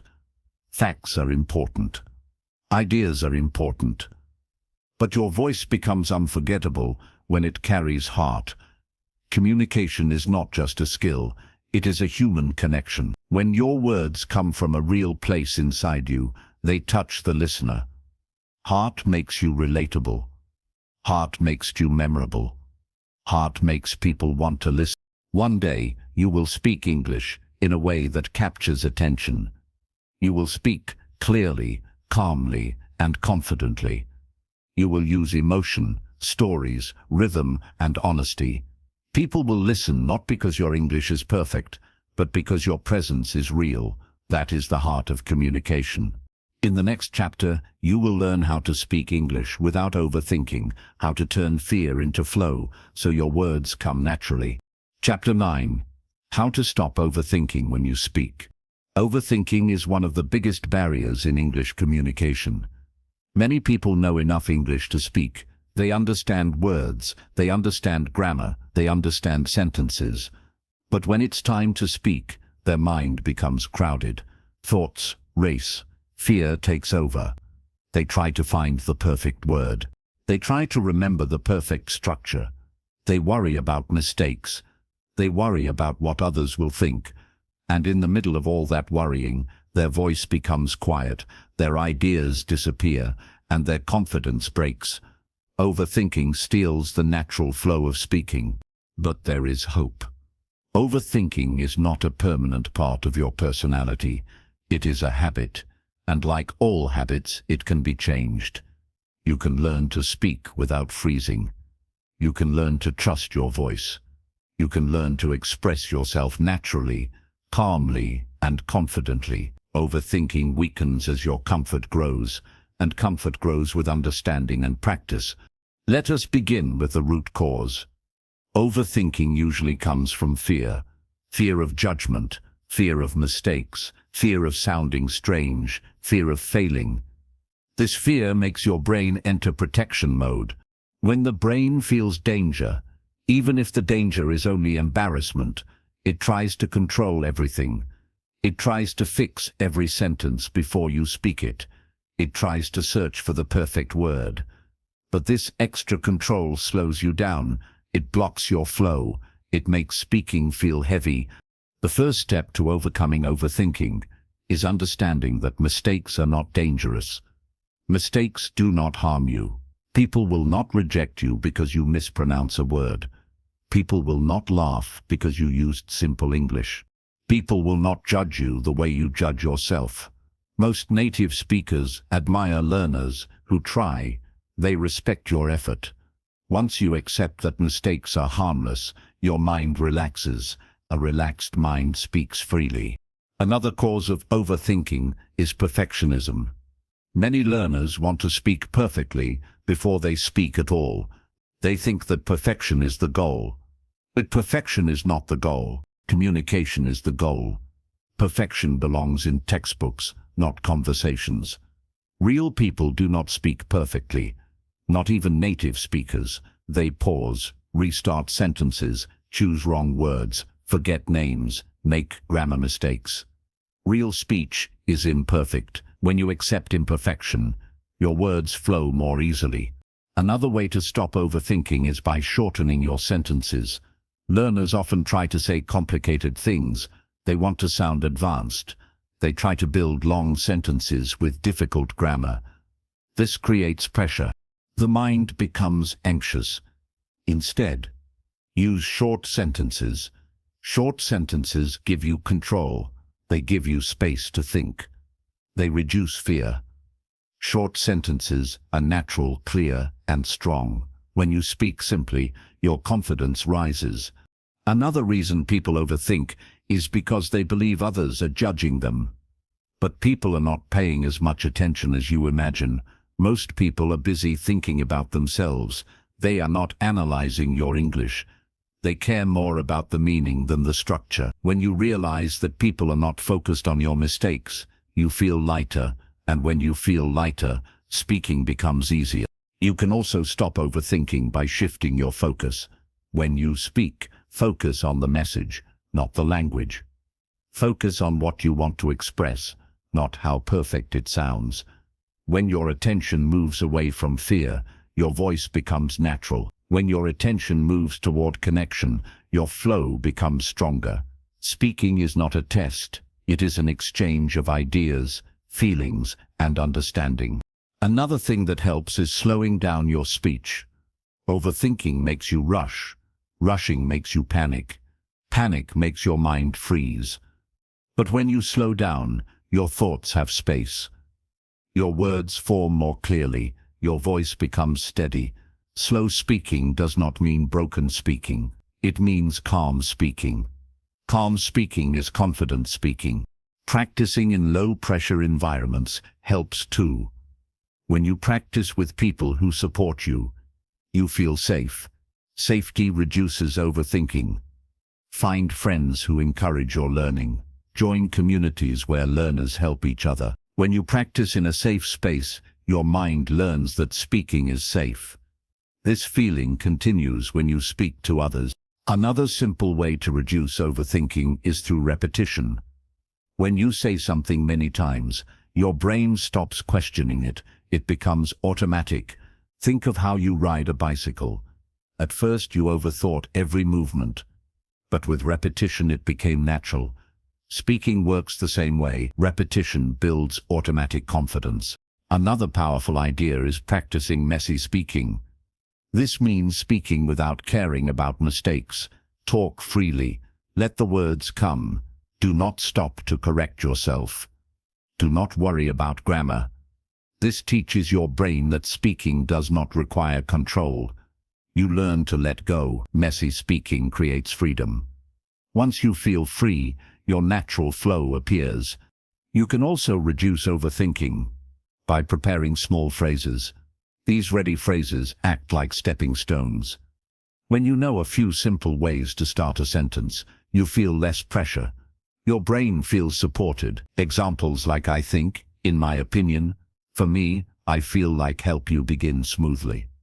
Once you start speaking, the rest becomes easier. Another important idea is practicing thinking in English. When you translate in your head, you overthink. You search for exact words. You compare languages. You try to match structure. This creates stress. Thinking directly in English removes the middle step. It reduces the workload on your brain. It builds natural flow. Thinking in English does not happen overnight, but small steps make a big difference. You can also practice reducing overthinking by speaking to yourself daily. Talk about your day. Describe your room. Explain your thoughts. These private moments build confidence. There is no fear, no audience, no pressure. Your brain learns to speak without judgment. When you speak freely alone, you begin to speak freely with others. Another powerful way to stop overthinking is learning to breathe. When people feel nervous, they stop breathing normally. Their breath becomes short and tight. This makes the mind panic and the voice shake. But when you take slow breaths, your body calms down. A calm body creates a calm mind. A calm mind creates calm speech. Before speaking, take one slow breath. It resets your brain. Another important part of reducing overthinking is learning how to listen deeply. When you listen closely, you understand the flow of conversation. You do not panic about your turn. You feel the rhythm. Listening reduces pressure. When you understand better, your fear decreases. Listening is not only receiving, it prepares your mind for speaking. You must also accept that overthinking will not disappear in one day. It fades slowly. It gets weaker each time you speak. It gets weaker each time you try. Every moment of courage hurts overthinking. Every sentence you speak breaks its power. One day you will notice that you spoke without thinking too much. That day will come. The biggest weapon against overthinking is action.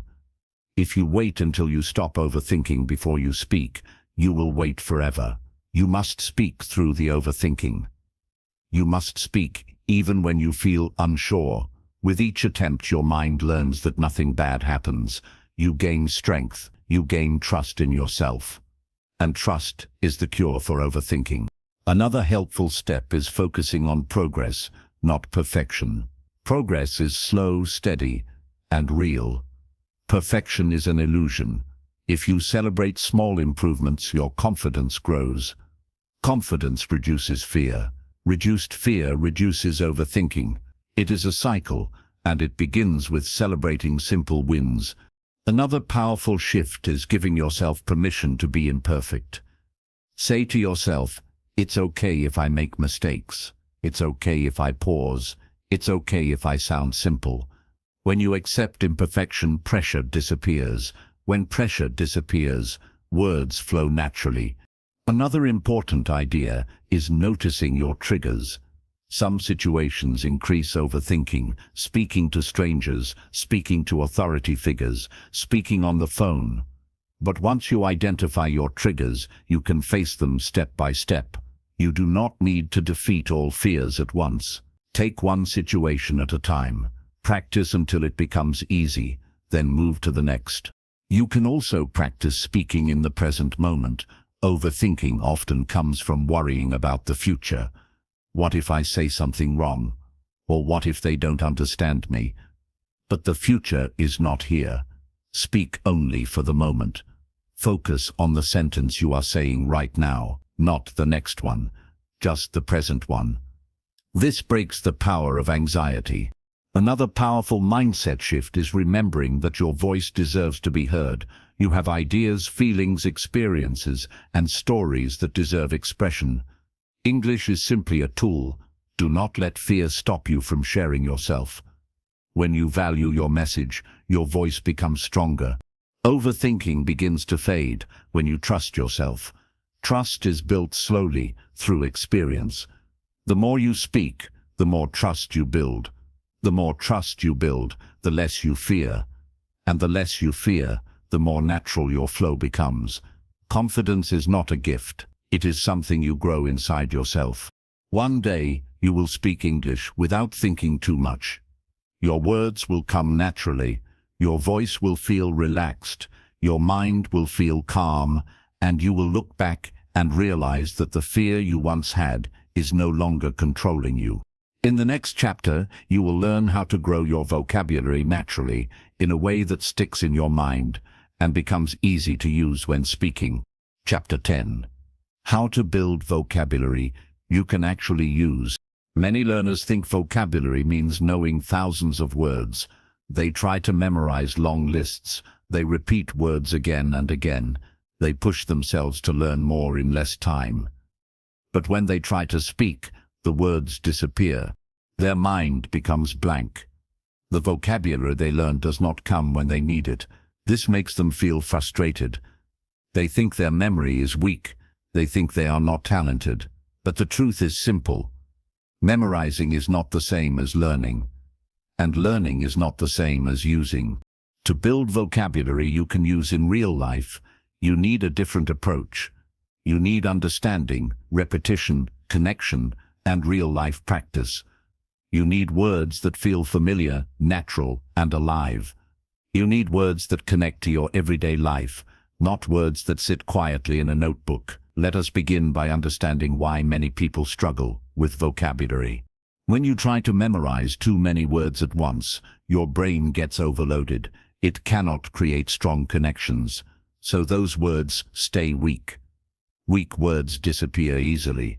Strong words stay in your mind because they are connected to meaning, feeling, and experience. One powerful way to build real vocabulary is learning words inside stories. Stories create context. Stories make the word feel alive. When you see a word in a story, your brain sees how it works. You understand not just the meaning, but the feeling, the tone, and the situation. For example, if you learn the word exhausted from a dictionary, you only know its definition. But if you read it in a story, he walked slowly after a long day, feeling exhausted from the heat and the noise. You feel the word. You understand it deeply. The next time you feel tired, your mind will bring that word naturally. Another way to build vocabulary is by learning in small groups, not big lists. Your brain likes patterns. If you learn 10 random words with no connection, you forget them fast. But if you learn 4 or 5 words related to one idea, they stick better. For example, if you learn the words rain, umbrella, storm, soaked, and wet together, your mind creates a picture. Pictures are easy to remember. Words that live together stay together. Another useful method is using new words as soon as possible. If you learn a new word today but never use it, your brain sees it as unimportant. It slowly disappears. But if you use it in a sentence, even a simple one, your brain saves it. The first time you use a new word, it might feel strange. It might feel forced. But this feeling is normal. Every skill feels awkward at first. The more you use the word, the more natural it becomes. Another important idea is listening for vocabulary in real life. When you watch videos, movies, or talks, pay attention to simple words used often. Many learners chase advanced vocabulary, but forget that the most powerful speakers use simple words every day. Simple words help you build strong communication. Complex words are like decorations. They look nice, but are not always needed. A strong vocabulary begins with simple words used well. You can also grow vocabulary by reading things you enjoy. If you read things that feel boring or too difficult, your brain closes. But when you read what interests you, stories, articles, conversations, even simple blogs, your brain opens. It pays attention. You enjoy the process, and when you enjoy something, you remember it better. Learning becomes lighter. Vocabulary becomes natural. Another helpful method is shadowing. Shadowing means listening to a sentence and repeating it at the same time. This helps you learn natural vocabulary, natural tone, and natural structure. When you repeat sentences from native speakers, you feel the rhythm of English. You learn how words connect. You learn how they sound in real life. Shadowing builds vocabulary that becomes part of your speaking. Another important reminder is learning vocabulary through feelings. When you learn a new word, ask yourself how it feels. For example, if you learn the word peaceful, think of a moment in your life when you felt peaceful, a quiet morning, a soft breeze, a warm cup of tea. When a word connects to a memory, it becomes strong. Emotion is glue for vocabulary. Another powerful method is talking about your day in English. When you describe your day, you use vocabulary that matters to your life. These words are easy to remember because they relate to your routine. When you go to the grocery store, think of the English words for the things you see. When you cook, think of the English names for ingredients. When you feel a certain emotion, think of the English word for it. Life becomes your classroom. Everyday moments become lessons. Another way to build useful vocabulary is by avoiding translation. When you translate from your language, you slow yourself down. You search for exact matches. Many languages do not match English perfectly. Direct translation creates confusion. Instead, learn vocabulary with English definitions. English to English is faster and more natural. It helps you think in English. Another tool that helps is listening to people speak simply. Many learners only watch complex English content. They think advanced English will make them advanced speakers. But real progress often comes from simple content, where words repeat. Repetition is the mother of memory. If you hear the same word many times in natural conversation, it becomes part of your voice. Another important idea is learning phrases, not just single words. Single words are weak. Phrases are strong. For example, instead of learning the word frustrated, learn the phrase, "I felt frustrated because," instead of learning improve. Learn, "I want to improve my." Phrases help you speak smoothly. They help you express ideas fully. They remove the pressure of building sentences from zero. Another powerful method is recording your voice. When you record yourself speaking, you hear your vocabulary in real use. You notice which words flow easily and which words disappear. You notice areas where you need stronger words. You also notice progress. Every recording becomes proof that you are growing. This builds confidence, and confidence builds memory. Another simple but effective idea is surrounding yourself with English. Your environment shapes your mind. If your phone, social media, and music are mostly in your native language, your brain stays in that language. But if you slowly fill your environment with English, you learn naturally. Your mind becomes familiar with common words. Familiarity removes fear. Familiarity creates confidence. Another important part of vocabulary building is patience. Vocabulary grows like a plant. You cannot force a plant to grow faster by pulling the leaves. You water it a little each day. You give it sunlight. You give it time. And one day, it becomes strong. Vocabulary grows the same way. A little practice each day is better than a lot at once. Consistency beats intensity. Another method that works well is reading out loud. When you read out loud, your brain learns vocabulary through your eyes, your ears, and your voice. This activates more parts of your mind.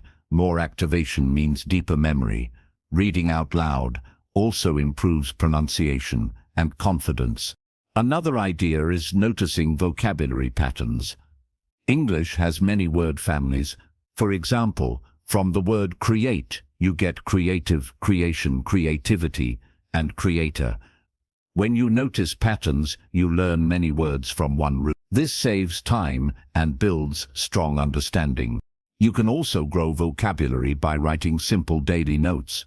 Write about your feelings, your goals, your thoughts, your dreams. Writing forces your mind to choose words. This exercise strengthens memory. You do not need long paragraphs. Even short notes help. Another powerful approach is curiosity. When you hear a word you don't know, instead of ignoring it, become curious. Search its meaning. Listen to it in example sentences. Use it once in your day. Curiosity turns small moments into learning opportunities. Another important idea is not comparing yourself to others. Everyone learns at their own speed. Some people remember fast, some people remember slow, but slow memory is not weak memory. Slow memory is deep memory. deep memory stays for life. Every learner is different, and that is okay. Vocabulary grows differently for everyone. Another thing that helps is choosing the right words to learn. Not all words are equal. Some words are rare. Some words are advanced. Some words are used only in special situations. Focus on words that appear in daily life. These words bring the most value. These words help you speak with confidence. Another helpful method is learning vocabulary through listening. When you hear a word used naturally many times, your brain begins to store it automatically. This is how children learn their first language. They do not study vocabulary lists. They listen, they repeat, you can learn the same way. Another simple method is practicing conversation with yourself. Ask yourself questions like, what did I do today? Or what made me happy today? Or what do I plan to do tomorrow? When you answer, your brain searches for vocabulary. This search strengthens the words in your memory. Another important idea is trusting the slow progress. Vocabulary building is not a race. It is a journey. You will not learn everything in one day. But every small step builds your future confidence. Every new word is a brick in the house of your fluency. One day you will look back and realize how far you have come. Finally, remember that vocabulary becomes powerful only when you use it. Words that stay in notebooks do nothing.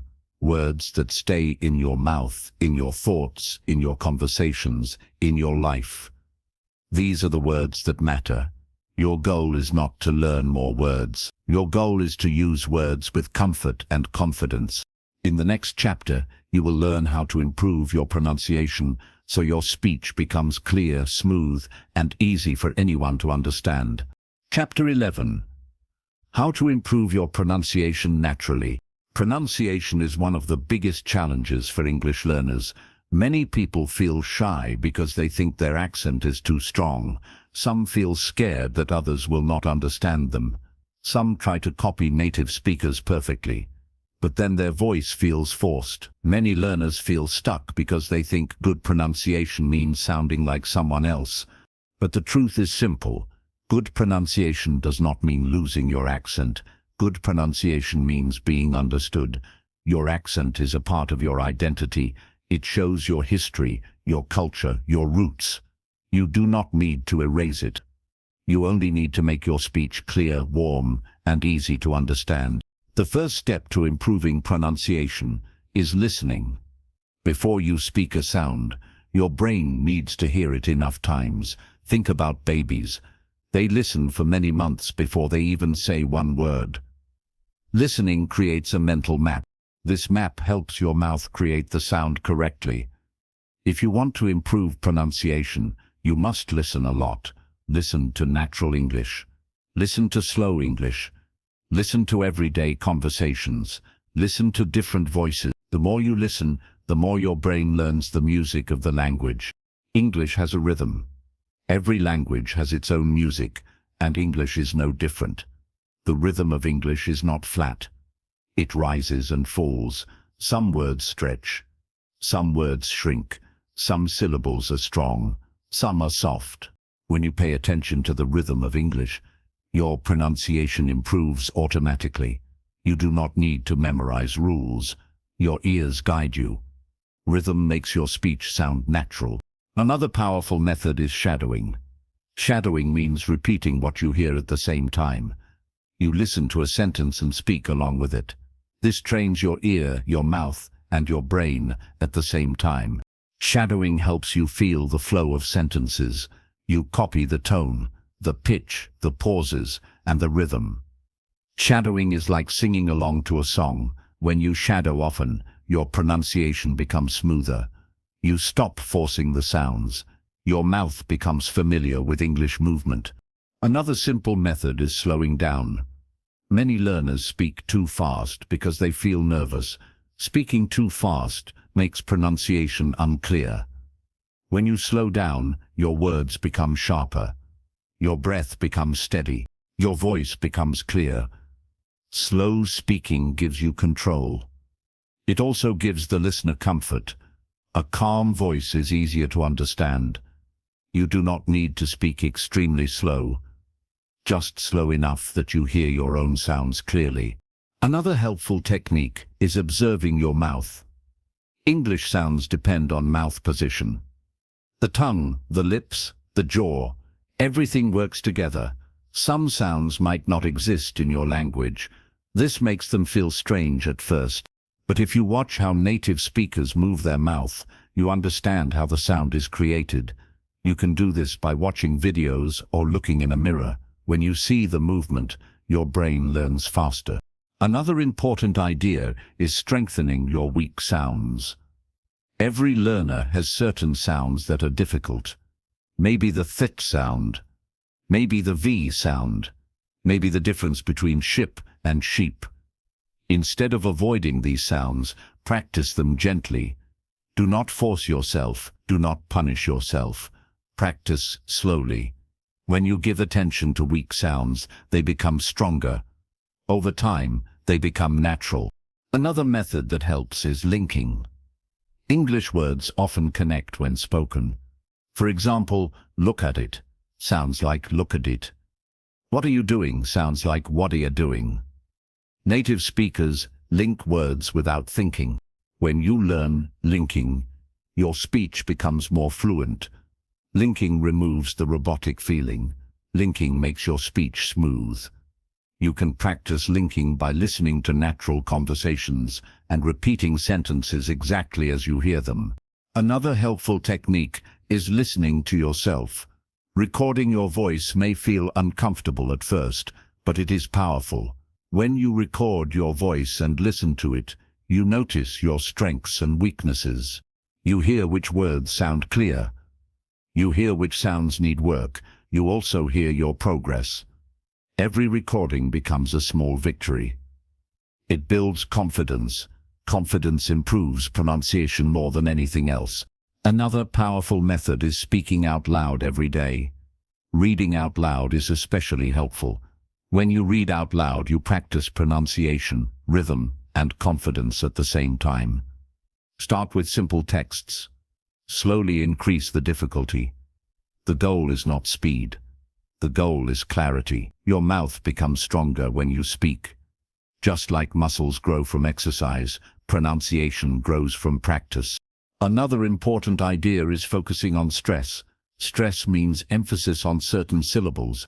For example, in the word inspire, the stress is on the second syllable. In the word beautiful, the stress is on the first syllable. Stress affects meaning. If you stress the wrong part, the word feels strange. Native speakers may still understand you, but the sound will feel unnatural. Learning stress patterns helps your pronunciation become more natural. Another helpful idea is practicing with short sentences. Long sentences can feel overwhelming. Short sentences give you control. For example, practice saying, "How are you today?" or "I'm feeling good," or "That sounds interesting." Say these sentences clearly. Feel the movement of each word. When you practice with short sentences, your brain slowly builds natural speech patterns. It is also helpful to learn pronunciation through emotion. If you say a sentence without emotion, it becomes flat. But when you add feeling, your voice becomes alive. Emotion helps your mouth move naturally. It brings life into your words. Practice saying simple phrases with feeling. Try saying, "I'm excited" with excitement. Try saying, "I'm tired" with softness. Emotion improves clarity. Another important part of pronunciation is breath. Your breath controls your voice. If your breath is shallow, your voice becomes weak. If your breath is steady, your voice becomes strong. Before speaking, take one gentle breath. Do not force air. Just breathe naturally. Your breath gives your words strength. Breath helps you stay calm. A calm speaker is a clear speaker. Another technique that helps is choosing a voice model, not an idol, not someone you try to copy perfectly, but a guide. This can be a speaker, a YouTuber, or a voice actor whose speech you like. Listen to their rhythm. Listen to their tone. Listen to how they express emotion. Let their voice inspire you. You do not need to become them. You only learn from them. Another helpful idea is practicing minimal pairs. Minimal pairs are words that sound similar but have one small difference, like ship and sheep, bat and bad, sit and seat. Practicing these pairs helps your ear notice small differences. When your ear becomes sharp, your pronunciation becomes clear. Hearing creates speaking. Another important idea is practicing in real conversations. You can practice for hours alone, but speaking with people teaches you the most. Real conversations give you real reactions. You see which sounds cause confusion. You learn to adjust. You also learn that people care about your message, not your mistakes. The more you speak, the more natural your pronunciation becomes. Another power technique is repetition. If you find a sentence you like, repeat it 10 times, not quickly, but slowly and with feeling. Repetition creates muscle memory. Your mouth learns the shape of English. Over time, your pronunciation becomes automatic. Many learners get stressed about their accent, but remember this: having an accent is beautiful. It means you speak more than one language. It means you have strength others do not have. You do not need to sound like a native speaker. You only need to sound clear. You only need to sound like you. Your voice is unique. Let it stay unique. Another important idea is letting go of perfection. Pronunciation improves with practice, not pressure. If you try too hard, you become tense. Tension makes your voice shaky. Relaxation makes your voice smooth. Learn to enjoy the process. Enjoy small improvements. Every clear sentence is progress. Every new sound is growth. Another thing that helps is using your face more. English uses facial muscles many learners are not used to. For example, the th sound requires the tongue to come slightly forward.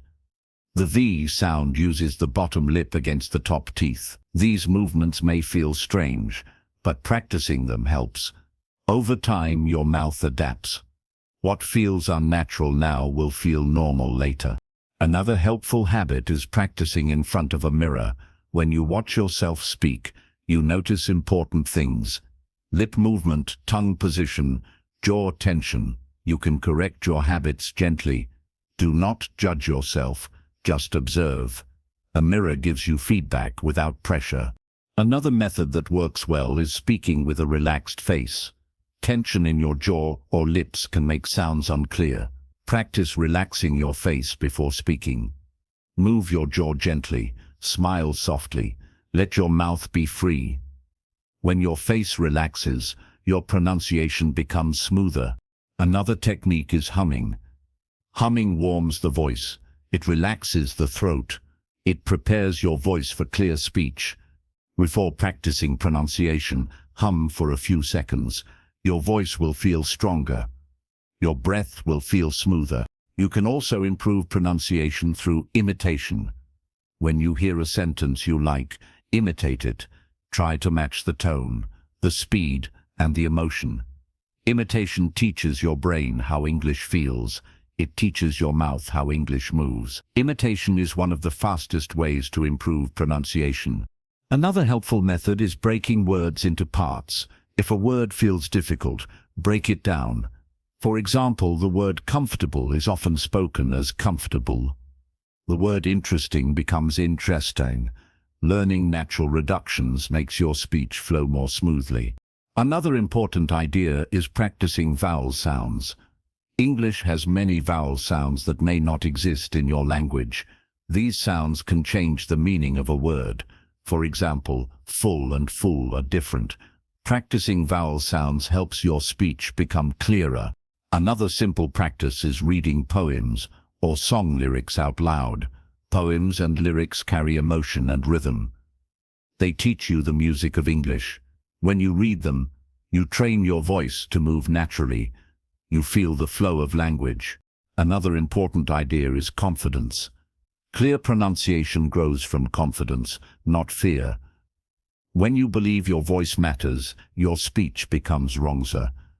When you believe people want to understand you, your voice becomes warm. When you trust your ability, your pronunciation improves. One day, your pronunciation will feel natural. You will speak without fear. You will feel the rhythm. Your words will come smoothly. People will understand you easily. You will communicate with confidence and comfort, and you will realize that pronunciation was never about perfection. It was about connection. In the next chapter, you will learn how to stay confident in any English situation, no matter who you speak to or where you are. Chapter 12. How to stay confident in any English situation. Confidence is not something you are born with. Confidence is something you grow just like a plant. It begins small, sometimes so small that you do not notice it. But every time you speak, every time you try, every time you face a moment of fear and still open your mouth, that small seed grows a little more. Many people think confidence comes after they become fluent. They think they must speak perfect English before they feel confident. But confidence does not come after fluency. Confidence creates fluency. When you believe in yourself, your language opens. Your voice becomes stronger. Your mind becomes calmer. Your words come more freely. This is why confidence matters so much in English communication. Every learner faces moments where confidence breaks. Maybe you forget a word. Maybe someone speaks too fast. Maybe you misunderstand something. Maybe you feel embarrassed. These moments happen to everyone. Even native speakers sometimes feel nervous. Even they forget words. Even they misunderstand. Confidence is not the absence of difficulty. Confidence is staying calm inside difficulty. Confidence is trusting that you can continue. Let us begin with the truth that confidence grows from preparation. When you prepare, your mind relaxes. It feels safe. It trusts your ability. Preparation does not mean memorizing long lists or practicing perfect sentences. Preparation means familiarizing yourself with situations you might face. If you prepare simple things to say at work, at school, or with friends, you feel ready. And when you feel ready, you feel confident. A prepared mind is a calm mind. Another important part of confidence is understanding that speaking English is not a performance. Many learners treat every conversation like a test. They try to perform. They try to impress. They want to avoid mistakes at all costs. But this pressure makes them tense. Tension blocks your flow. Confidence grows when you stop performing and start connecting. Conversations are not shows. They are human exchanges. When you treat speaking like a normal moment, not a performance, your fear becomes smaller. Confidence also comes from understanding that mistakes are not failures. Mistakes are signs of learning. Every time you make a mistake, your brain grows stronger. You learn faster.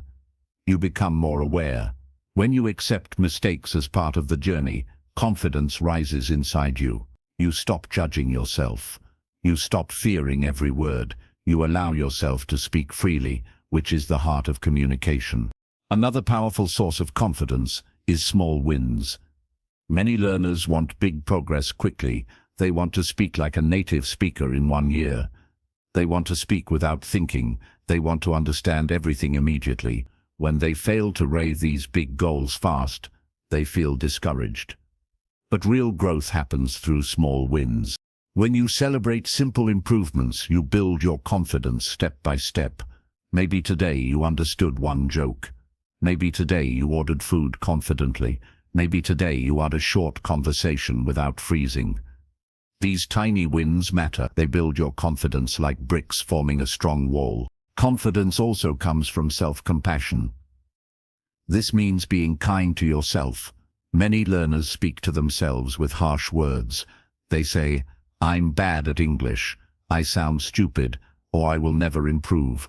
These words hurt your confidence. They make your mind afraid. But when you speak kindly to yourself, you feel supported. You feel brave. You feel safe to try again. Confidence grows when you treat yourself like a friend, not an enemy. Another helpful idea is staying present. Confidence disappears when your mind jumps into the future. You start thinking, what if I forget something? Or what if they laugh at me? Or what if I can't answer? These thoughts create fear. But these things have not happened yet. They exist only in your imagination. When you stay present, you focus on the moment. You focus on the sentence you are saying right now. Not the next one. Not the one after. Just this one. The present moment is safe. Confidence lives in the present. Confidence also grows when you slow down. Many learners think speaking fast makes them sound fluent. But speed does not create confidence. Speed creates pressure. When you slow down, your breath becomes steady. Your mind becomes clear. Your words become strong. Slowing down is not a sign of weakness. It is a sign of control. Confident speakers speak calmly. You can also grow confidence by remembering that people want to communicate with you. They want to understand you. They are not waiting to judge you. They are not counting your mistakes. They are listening because they want to connect. Most people appreciate your effort. Most people admire someone who tries. When you realize this, your fear softens. Confidence grows in its place. Another way to stay confident is learning how to recover from mistakes quickly. When you make a mistake, do not freeze. Do not panic. Simply repeat the correct word or use a different word. Continue speaking. When you handle mistakes calmly, your confidence becomes stronger. You prove to yourself that mistakes cannot stop you. Confidence also grows from courage. Courage does not mean you feel no fear. Courage means you feel fear and speak anyway. Every time you speak in a moment of fear, you gain strength. Courage is a muscle. The more you use it, the stronger it becomes. Confidence is the reward you receive for showing courage again and again. Another important part of confidence is trusting your progress. Learning English is a long journey. You will not notice progress every day, but progress is always happening. Your brain is learning even when you do not realize it. Your mind is building connections quietly. Trust that you are growing. When you trust your journey, confidence becomes steady. You can also build confidence through exposure.